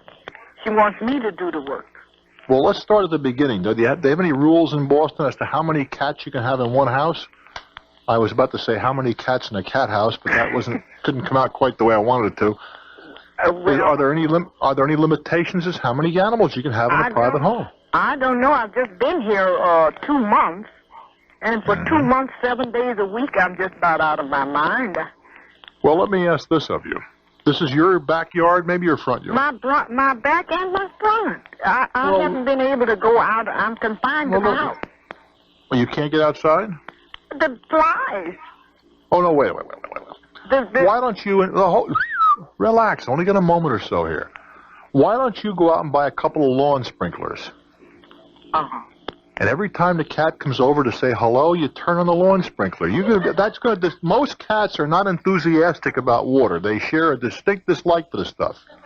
And if the cat sort of standing there casually and the lawn sprinkler comes on and knocks him on his yes, I got a feeling he's going to find somewhere else to go. Now, if you want to be a real stinker, go out there with a hose and just squirt them. I've tried that. No, you've squirted them with a hose? Yes. A garden hose. Well, that's right. Well, you discourage them often enough, they're going to come someplace else. Cats are a lot of things, but they're not stupid. All right. And there's another possibility here, love. What? It's a 3-letter word called dog. Yes, I'm a senior citizen, and I don't have... Well, there are no laws about senior citizens not having dogs. All right. You get yourself a little dog. I got a feeling they'll take care of the pussycats. Thank you very much. I do wish you well. My thanks to Sheila Jaskett, Lenny Block, George Bennett. Oh, my goodness. Kevin Delaney, and, of course, my compatriot here, Mr. Bill Lally. Yeah, a lot of nice people make this thing happen. We'll be back in New Orleans tomorrow night. We will indeed. Now, I know it's not easy, but give it your very best shot. You try and do what's right. I'm Bruce Williams. Keep in touch. Okay. I get back from vacation. He's put these... Now, the other part was a major part, bigger than the actual patio, was this interlocking pavers thing. And I get back, and then he was also... The other critical issue was he was supposed to sink these poles in cement beneath the pavers so that we could build the thing. You know, since he was doing all this work, he said, well, I'll put the poles in for you. So I have to ask you to accelerate here. Okay, so I got back. The poles aren't in. The pavers aren't level. They're not interlocking. They're sand. Like, it looks almost the thickness of mortar. That also varied. It wasn't even. It went from about a ½ inch to an inch and a half of sand between my pavers. And hilly, you know, not a level. Aside from that, the job was great, huh? It was, yeah. So he didn't come back. You know, I didn't call him because he never returns our calls. So when he finally showed up about 4 days later, and my husband had gone on to business in another city. And so that's the story. The bottom line question is, I told him all the things that needed to be corrected. He dropped by with the bill, which was about $1,500, a little over $1,500. Mm-hmm. He wants me to pay for the materials now. No. Well, I've already he's got $200. That's fine, but you got over $200 worth of work in your yard. Oh, you bet. You don't give him any more money. Okay. Period. Now, my other concern is I don't know if he actually has somebody who can do the job correctly. Oh, you're almost obliged to give him a shot. Well, and I'm willing to do that because I would rather have him do it correctly than have to try to take him to court or. You say, look, Charlie. Well, you don't take him to court because you got at least $200 worth of work. You're ahead of him. Yeah. Stay ahead. Okay. You say, look, Charlie, we've been more than generous, patient, and otherwise with your screw-ups. Now, here's the punch list. You have 10 days to correct it. If you don't, I'm going to have the work done by somebody else. And whatever it costs me between the difference between your contract, I'm going to deduct from the total face of your contract. Okay. But then would I owe him what he's actually billed me for? Well, I know. What are they sit through saying? How much was the original job for? $1,590. $1,500, all right? Okay. Let us assume for the sake of this argument, or discussion, you had to go out and pay the Bill Lally company $800 to come in and get the job done. Okay. You already gave him $200. Mm-hmm. You give him $500 more. Okay, so the total minus my other payment. Exactly. I give him whatever's left. Exactly so. Okay. I thought, God, I'm stuck. I don't know where to go from here. Relax. Don't Okay. put an ulcer. How was the vacation? Well, it rained, you know. I'm in the parched Midwest, and it was pouring where I was. Where did you go? Pennsylvania. I am not going to go vacationing with you. I'm not going to have an affair with you, I can tell you right now. There'd be a satellite fall out of the sky and crush us both. We had tornadoes in strange places out there they'd never had. They seemed to go with me. So hailstorms, tornadoes. I'm not a good weather person. I wish you well, dear. Thank you. Hang in. Bye-bye. Okay, to Vestal, New York. Hello there. Good afternoon. Hi, what's on your mind? Well, I'm 59 years old, just turned 59 last week, and it looks like I'm very soon going to be unemployed. What's happening? Well, the company that I've worked for 40 years, all my life, is about to close its doors. You mean belly up? Well, pretty much. Did you have a pension? We've shrunk the size of the company several times over the last few years. What kind of a company is it? Well, we were in the wholesale supply business. Supplies, that's a broad brush. Plumbing and heating, and industrial equipment. What happened? Well, it just, I don't know. The story is that we were trying to serve too many masters and spread ourselves too thin. First it was cash flow, and then it developed into a whole... All right, let's assume the company's going down the toilet. Is there a pension plan? I have a paid-up annuity from an old pension plan that was started back in 1952. Nothing that's only a few $100s. We a few years ago started a 401k plan. All right, so how much you got in it? Do you know what that is? About? I don't know. I've been putting the maximum in. I've probably got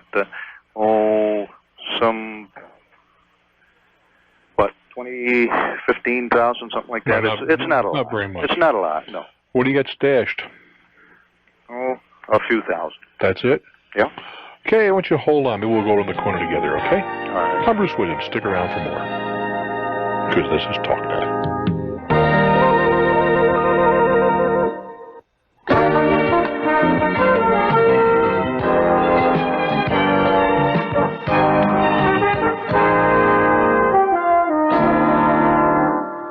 I'm chatting with a gentleman in Vestal, New York. He is just turned 59 years old, and his company is closing up, and he's been there for 40 years. What did you do for this company?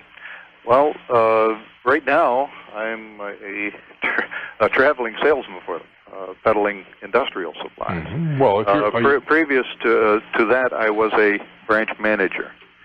Are you good at what you do? I think so. Well, if you're a good if you're a good salesman, you shouldn't have any trouble finding a job. Good salesmen are hard to find. Well, there are all kinds of sales jobs out there. Well, are we talking about order taking or sales? Right. There are. Is this exactly. Were you an order taker or were you a salesman? Oh, no. I think I'm a salesman. Well, if you but can... my forte for the last several years was managing people. Well, but that's going to be tough. Right. Exactly. But selling, no. Mm-hmm. I mean, it's just that there is a demand for salespeople. Mm-hmm. I just haven't put enough money away to. I mean, I'm sure you've raised the kids and all that sort of good stuff. Exactly. Own your own home. Right. Okay, you're going to have to go out and get another job. That or start your own business. Well, that's what I called you for. Mm-hmm. I just don't know. There's so many risky ventures out there.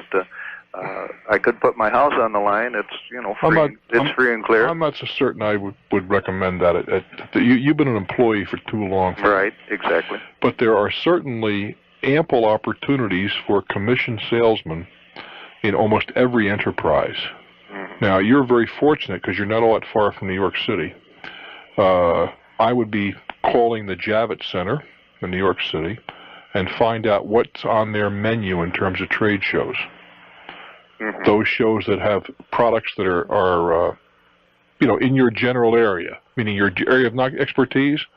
I see. I'd go to the trade shows. That'd be the first place because there's just a super amount of activity in manufacturers' reps, as you got to know because you must know these guys. Exactly. You run into them on the road. We dealt with them. Sure. That's where I'd be heading. Where are you? All right. I don't think I'd be look, I'm not saying you're over the hill and shouldn't start your own business or any of that kind. Serious. But somebody who's been an employee for 40 years, sure, hasn't evidenced any great entrepreneurial instincts. No, right. I'll admit I've probably been a tree hugger, but. Mm-hmm. Well, it's okay. But at this intersection, I think I'd continue to try to. The most entrepreneurial I would go would be to be a manufacturer's rep. But I don't think you'll have any problem finding work. I really don't. All right. Appreciate your time. Hey, look at it this way. Look at it as an opportunity. Oh yeah, I guess we've got to do that. I mean that sincerely. Hey, 40 years is too long in one company anyway. Really is. In retrospect, I couldn't agree more. Okay, so you go out and you got a new opportunity, and who knows what you're running into. There you go. I do wish you well. All right, thanks, Bruce. It's been a joy. Bye. I'm Bruce Williams. Stick around. This is Talknet. San Lorenzo, California. It's your turn on Talknet. Hello there. Hi, Bruce. Hi, baby. What's on your mind? Oh, I have such a complicated situation. I hope I can explain this concisely and with some clarity. Let's see if we can. Boy, you've done well. You articulate very, very nicely. Well, thank you. What's up? Several months ago, first of all, let me say, my husband works at an antique business. He is the sole employee and is responsible for all of the business aspects. Several months ago, they had an antique show, and my husband's responsible for packaging all the merchandise that's delivered to the show and then unpackaging it and displaying it and then working at the show. Mm-hmm. Well, there was such a large amount of merchandise at this last show that my husband requested his boss to get him some assistance. And just for namesake, his boss said, okay, here's John Doe. Okay, assistance to do? Just to wrap this merchandise and deliver it to the showground. I see. A lot of stuff. And, of course, it's old and fragile, and not just anybody can be hired to do this. And, you know, my husband's put in a precarious situation. He's responsible for all these goods, and yet he's not allowed to, you know, it doesn't feel that he's in a position to have one of his friends or myself, you know, go in and help him do this. So he asked his boss to arrange for someone to come and help him wrap this stuff and deliver it to the showgrounds. And his boss gets him a person who is employed by him in another business to help my husband. This person doesn't have transportation to get to the business to help my husband do the wrapping and packaging and delivering of this merchandise, and yet he's the only person that my husband's boss agreed to allow to do this. Right, he was the one that the boss selected this guy. That's reasonable. Okay, so my husband, needing to have this assistance, went ahead and rented a car for him. A car for the credit card. For the other guy. Yeah, overextending himself all the time. Okay. He rents the car with the understanding that the car is going to be rented for 5 days. They choose a particular rental agency, I'm not even sure who it is, that this person knows the manager. Okay, they rent the car, and everything goes well at the antique show, and we're under the impression the car's been back and everything's fine. We get called 2 days ago. The car has not been brought back. How long ago was this? 60 days ago. Oh, and the car, and the rental company just got around telling you? Yeah, isn't that curious? It surely is. So we're in the situation where now, I mean, assuming the car's like, say, $35 a day, kind of average rate, we're up at about $2,000 now in rental costs. And for all I know, this person sold the car. We called my husband's boss and said, you know, we need to talk with this person, and he hasn't been at work for 7 days. They don't know if he's even coming back. At this point, I feel like I need to contact a lawyer, but I'm not even sure. I'm not sure, am I going to end up paying more in lawyer's fees than it's worth? First of all, does your husband have a copy of the rent? He probably does not. It's probably in the car. Well, you know, he may, because my husband is super organized, and he had receipts for our car was vandalized last week. He had the stereo receipts from 4 years ago. So I don't like your husband. He's too organized. He would drive me crazy. It's incredible. He drives me crazy. But anyhow, he might have that. I don't know. Well, the first thing you want to do is consult the contract. I mean, I just am at a loss. I don't know. I am too. I don't know where your responsibility. I have a suspicion you're on a hook. Well, I feel like, you know, legally we're responsible in some. What did the boss say when your husband explained the situation? You know, it's an odd situation. The boss is he's not actually around a whole lot. He owns several businesses, and so we called the boss of the business that this person's employed at, but the big boss actually is in the hospital right now, and I don't think he's aware of the situation. Well, he has got some, I would think, certainly moral, if not legal responsibility. Well, that's how I feel. I feel like since his boss said this is the only person who can help you. Let's extend this a moment. Did the employer okay the rental of a car? I'm not certain. I'm not even certain if he was aware of it or not. I'm not certain about that. I don't know. I wouldn't even know where to start sorting this out. See, you know, I feel like also this rental car place must have some responsibility here too. I mean, shouldn't they have notified us on the 5th day when the car was returned? Not necessarily the 5th day. Well, maybe the 7th or the 8th. But the 10th, well, let's say, but certainly not 60 days. You know, they've put us in such a precarious situation. We thought today, my husband's on business right now, and I told him, I'm calling Bruce, I'm finding out. Well, the first thing I would do is call the rental car company and explain the circumstances. Okay. I would be candid with them and get hold of a manager, not somebody and ask them what their recommendations are. Okay. That's for openers. Next thing I do is I hope whoever makes decisions, you said he's in the hospital.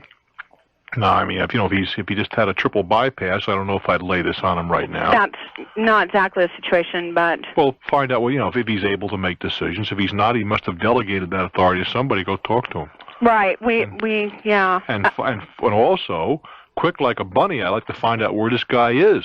He hasn't been at work for 5 days. Where is he? We were thinking maybe we could get from his application his residence, maybe of his parents or some emergency number. We don't know that. First of all, maybe he's homesick. I mean, it could be. Possibly. It seems his employer would be able to say to us, "Gosh, he's been sick for 7 days," instead of We understand that, but let's find out where he is. Okay, if possible. And then when you get all those threads together, then they will tell you which direction you've got to head in from there. Do you feel that we should make a police report that this car's been... Not until I did. First of all, maybe he's home with a car. At least find out. Well, I guess you're right. My feeling is he shouldn't have the car at all, you know. You know, there's another possibility, baby. What? He returned the car. Well? And the rental company screwed up. That is I said there is a possibility, Let's not a hope likelihood. for that. Yeah, but you see, right now you have so many vacuums of ignorance here to be filled in. No, it's just, So that's why I'm suggesting that you make the calls that I've described to you. Okay, so you suggest that we find where this person is and... Find where he is. If you can, he may be a phone call away. Yeah, hopefully. Find out what the rental car company has to say about where they stand in this, what their policy is, and so forth. Mm-hmm. One thing we did do, my husband called our credit card company and kind of explained the situation. They said tough. So my husband canceled the card because the bill hadn't been sent in so that it can't be paid for. And that's not true either. Oh, no? No. Oh, well, I don't know. That's not true. Those kinds of things. That's not true. Well... Otherwise, your husband now is guilty of fraud. Oh, well, I guess that does put him in a situation like that, doesn't Certainly it? does. He didn't, consult with me, and I not to say that I would have told him not to do that, but... Your husband did go in and rent the car. Yes, he did, and he signed with That's our right. card. So, so after if I find that this person hasn't returned the car what do I do if I can't find this person? Well, you see, there are too many vacuums here. I know. Why don't we do this? I'm going to have Sheila give you a telephone number. You get back to us after you get all these little bits and pieces put together, all right? I will. You talk to the boss, talk to the rental car company. Okay. Try to talk to this individual. Then we'll go from there. Okay. I wish you well, dear. Thanks. I'm Bruce Williams. Stick around for more. We'll give you, we hope it's the very best of conversation radio. We call it Talknet. Onward and upward to Austin, Texas. Hello there, Austin. Welcome to Talknet. Gosh, I actually got through. Easy. Anybody, it's easily done. Listened to your show for quite a while now. I've got an interesting situation in the fact that I work for a large high-tech firm, and I am suffering from what they call the proverbial golden handcuffs. You're making too much money. You can't afford to leave. Huh? I'm in my early 30s. I'm a computer programmer, systems analyst. I make very good money. How much you earning? Close to $60,000. Yes, they got you tied up, hog-tied. Yes, and I have looked at either going into consulting or locating a small high-tech firm. I've done some consulting on the side and basically found either a combination of I don't really have the gumption to and the go to make the kind of money required. No, I'm not arguing. You found out something about yourself, and that's valuable. Well, it's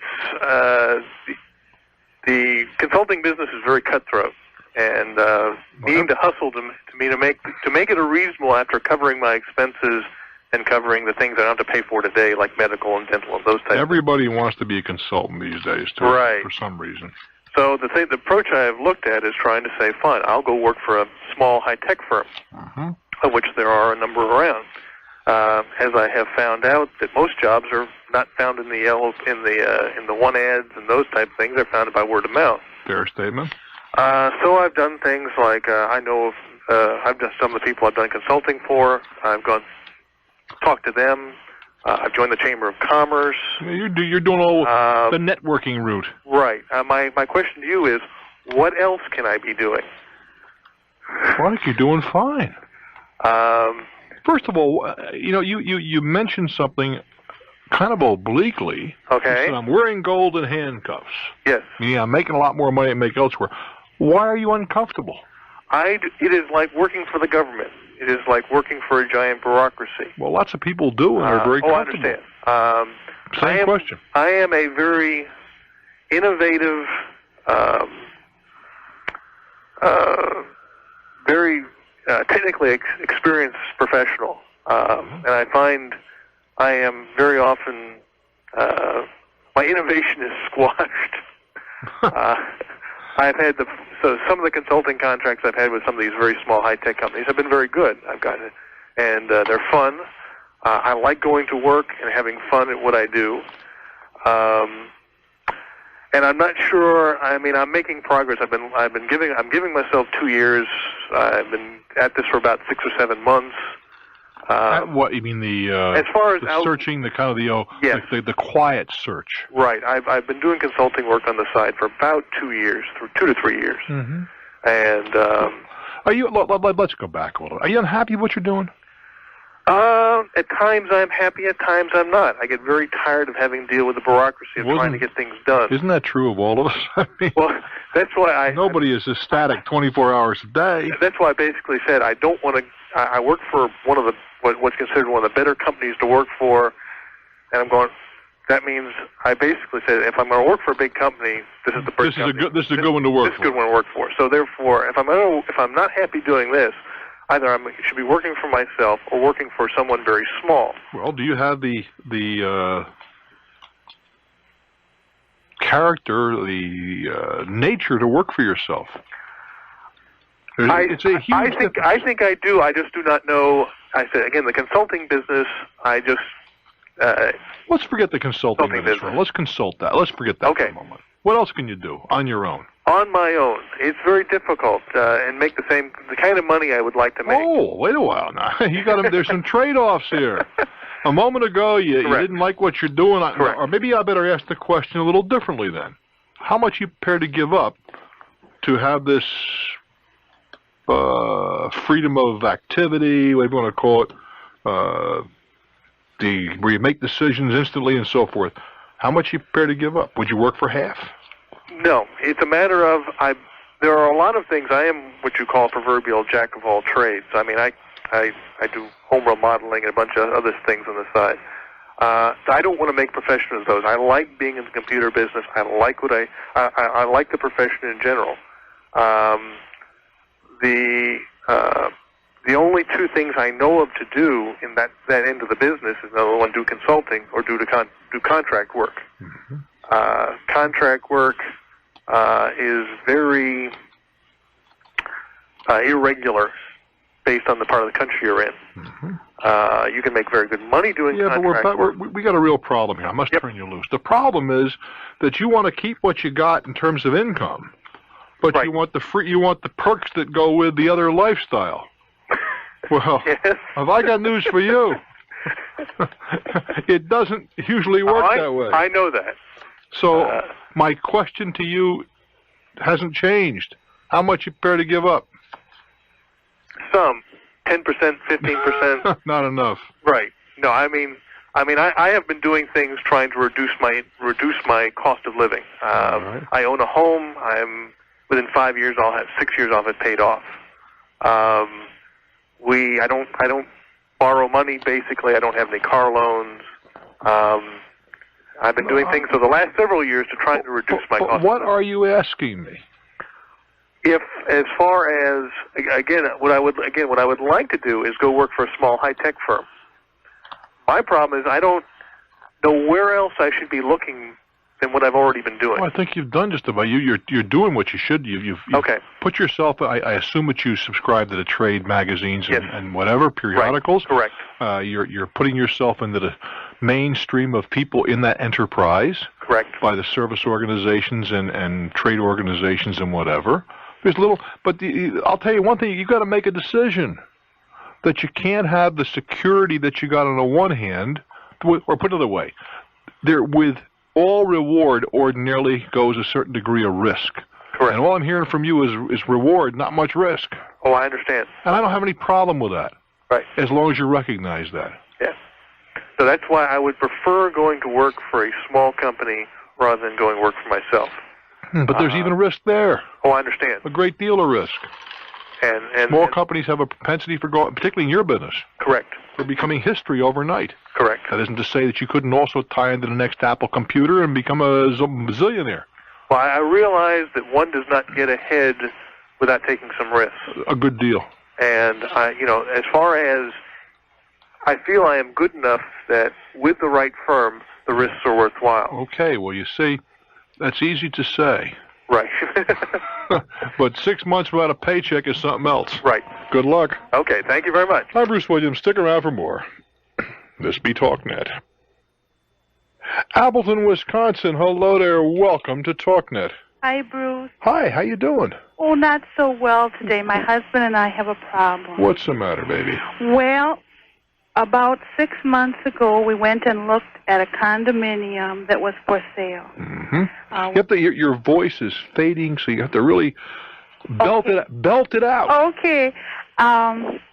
We decided not to purchase the condominium, went home and forgot about it. About 3 months later, the owner called us and said that he was considering leasing the condominium and wondered if we would be interested in leasing it for anywhere between a year up to 3 years. Mm-hmm.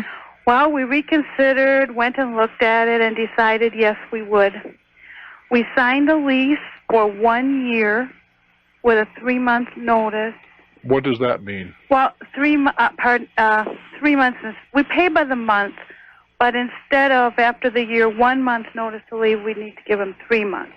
Or put another way, at the end of 9 months, you got to tell them you're not going to.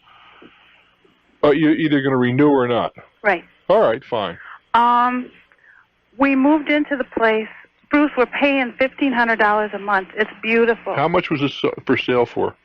$209.9.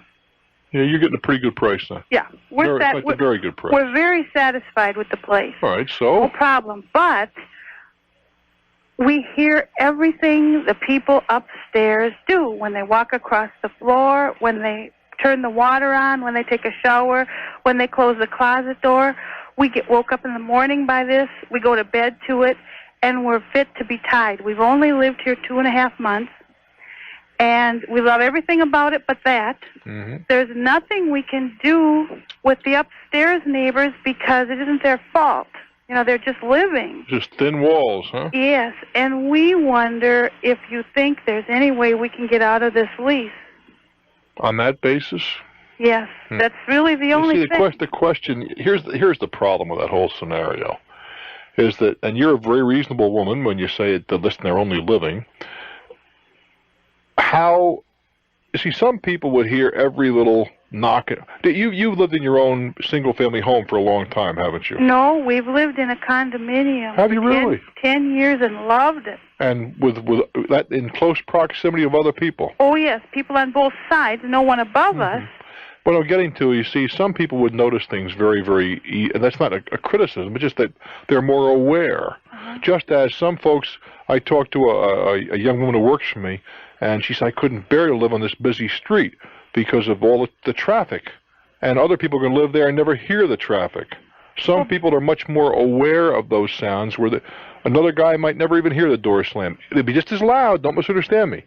But just it's a matter of perception. Well, this is so bad, we're embarrassed to have company over. When we sit at the table, we hear this banging, and as I say, just even when they walk across the floor, it sounds like there's a horse up there or something, and it's just people.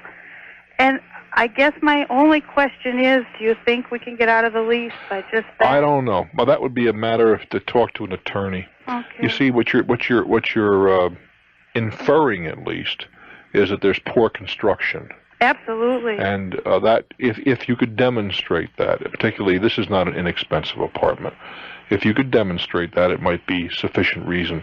It may be, too, that there are things that the landlord could do. For example, he might be able to put an acoustical ceiling tile or something of that kind that would deaden the sound. I don't know the answer to that. But we have a legal problem here, and I think that what we're getting into is the magnitude of the annoyance, the noise. That's what it comes down to. I have turned you loose, and I got to tell you guys, it's been a joy spending this hour with you. I hope we get to do it again super soon. I'm Bruce Williams. This is Talknet.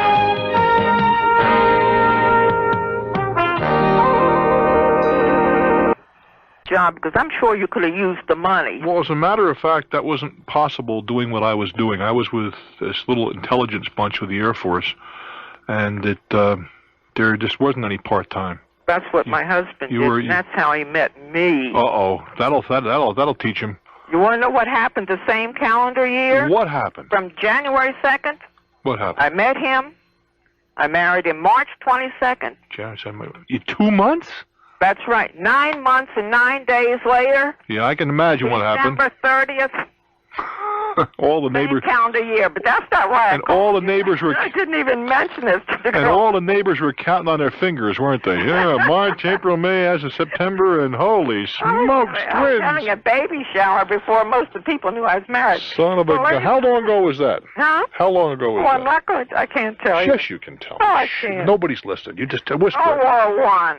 World War, no, not World War One. Cut me a Listen, break. Bruce, we're snowbirds. Mm-hmm. Okay, that's my problem. Now, we opened a discount brokerage firm about, 3 years ago. A firm? Hmm? You opened a firm? No, an account. Oh. It's a discount brokerage firm. Yeah, that's what you said. You opened a brokerage firm. I was thinking, man, you're really going at it. Anyway. Well, then it would have been World War I. I got you. Anyhow, the first year we had some activity. The second year, Bruce, I sold $300,000 worth of stock in that 1 year. To accumulate this over the years. Was it a block of 300 or 300? Oh, no, many stocks. 300 in action then. 15 stocks. Yep. But no. Hold, slow down. Now, take a deep breath. What I'm getting at was it a $300 sale, or for easy numbers, 10 sales at $30,000 apiece? Well, about 15 sales of various. In other words, you're turning the money over. No. They were all sales. I put the money in treasuries. Okay. In other words, there was actually $300,000. That's what I put on the W-2, the income tax. Do you understand what the difference I'm trying to get to? Yeah. If you had $1 and you turned it over 300,000 times, you did $300,000 worth of business, but it was only $1. No. In this case, it was actually $300,000. All right. And the next year, there was no activity. And in the meantime, but I got statements every month. They had one stock of mine. Well, they were holding something in the street name? Just one. All right. And there was no activity for the next year. Now, about, I guess 3 months ago, about 2 weeks before we left, I called up to sell 2 stocks. In the meantime, they had moved. First, they were only... Slow down. Hold it. You wanted to sell 2. Yeah. But they were only holding one in the street name. It wasn't that one. But 2 of the stocks that I had in my possession. You had this. Okay, you had the securities. Yeah. And you gave them a sell order. Well, I started to. Yeah. And I was told that, your account has been red flagged. We cannot sell this stock for you until the certificates are taken to the bank. Well, that was no problem. The bank was 5 minutes away. The market hadn't even opened, so I did that. Why was your account red flagged? I still don't know. Now, the next time, the day before we left, I was toying with selling 2 more stocks. Mm-hmm. So what I did is I called up and got a quote. Incidentally, when I opened the account, they were 60 miles away. The year before, they moved to another state. What difference does it make? That's what I've known. And the 800 number stayed the same. Mm-hmm. So anyhow, she said, well, we had to go and take them to the bank. So we did. So then before we left, I thought, well, I got 2 quotes. And I thought, well, gee, I'm not going to sell these today. But I said, well, I'm on the phone. I said, I was told there was a red flag on my account, and I couldn't sell unless they were at the bank. Could you please tell me why? So he came back with the statement, don't take your certificates to the bank. You do not have an account. Your account has been closed. You have this one stock with us. You have to decide today, either you sell this stock or we're going to issue a certificate. What's wrong with that? Wait, my account's closed? So what? They issued there's a million people who take your account, so they send you the certificate and there's no blood. So what? Oh, Bruce, what? You mean my account's closed without their telling me? They can do and that. Won't there was tell me why? I'll tell you why. There was no action. That's why. You mean there was no activity the year before? That's right. No, I asked them if that would do it. I have been receiving statements every month. That's right. They're generating statements. They're not making any money. They take a look at you. I don't mean this unkindly. But wait a minute. What? Wait a minute. What? They said that the manager at the old place, which had been more than a year since he was transferred, that he put the red flag up. And I said, well, why did he do it? Well, I don't know. He's no longer with the firm. Because he said the manager here accepted it. I said, well, let me talk to him. He's no longer with the firm. And Hold it. Yeah. Take a deep breath and relax. Well, I'm angry. I don't know why. There's hundreds of firms that'll do business with you. Now, what they're saying is that, look, here's a lady who has an account for over a year, no activity, we got to send the statements out and so on and so forth, and we're not making any money on this. It's a dormant account, close it out, that's their privilege. And similarly, if you can say, close out my account, I don't like the color of your hair, go somewhere else. Who cares? Not a big deal. Why get yourself in an uproar over that? They don't want to do business with me, I most certainly don't want to do business with them. What's the big deal? No, wait a minute. What's the big deal? I ended up $3,000 richer by not selling that day, which I would. Well, but that could have gone the other way. That's neither here nor there. Yeah. That's neither here nor there. Fact is, they chose to close your account for a lack of activity, which they have a right to do, and you have a parallel right. I don't want to do business with you. Go on about your business and enjoy your life. Long Branch, New Jersey, your turn. Hello. Hi, Bruce. Hi. This is wall-to-wall Bruce Williams country down here. Oh, my goodness, that sounds like somebody else's his line that we all know. What's on your mind? My husband's considering hiring a retail outplacement firm to help him get a new position. The fee would be about $8,000. Now, as you probably know, they don't find you a job. They do a lot of the legwork, and they would coach him. Now, he's a vice president at a computer company, makes $105,000 a year. The reason we need help is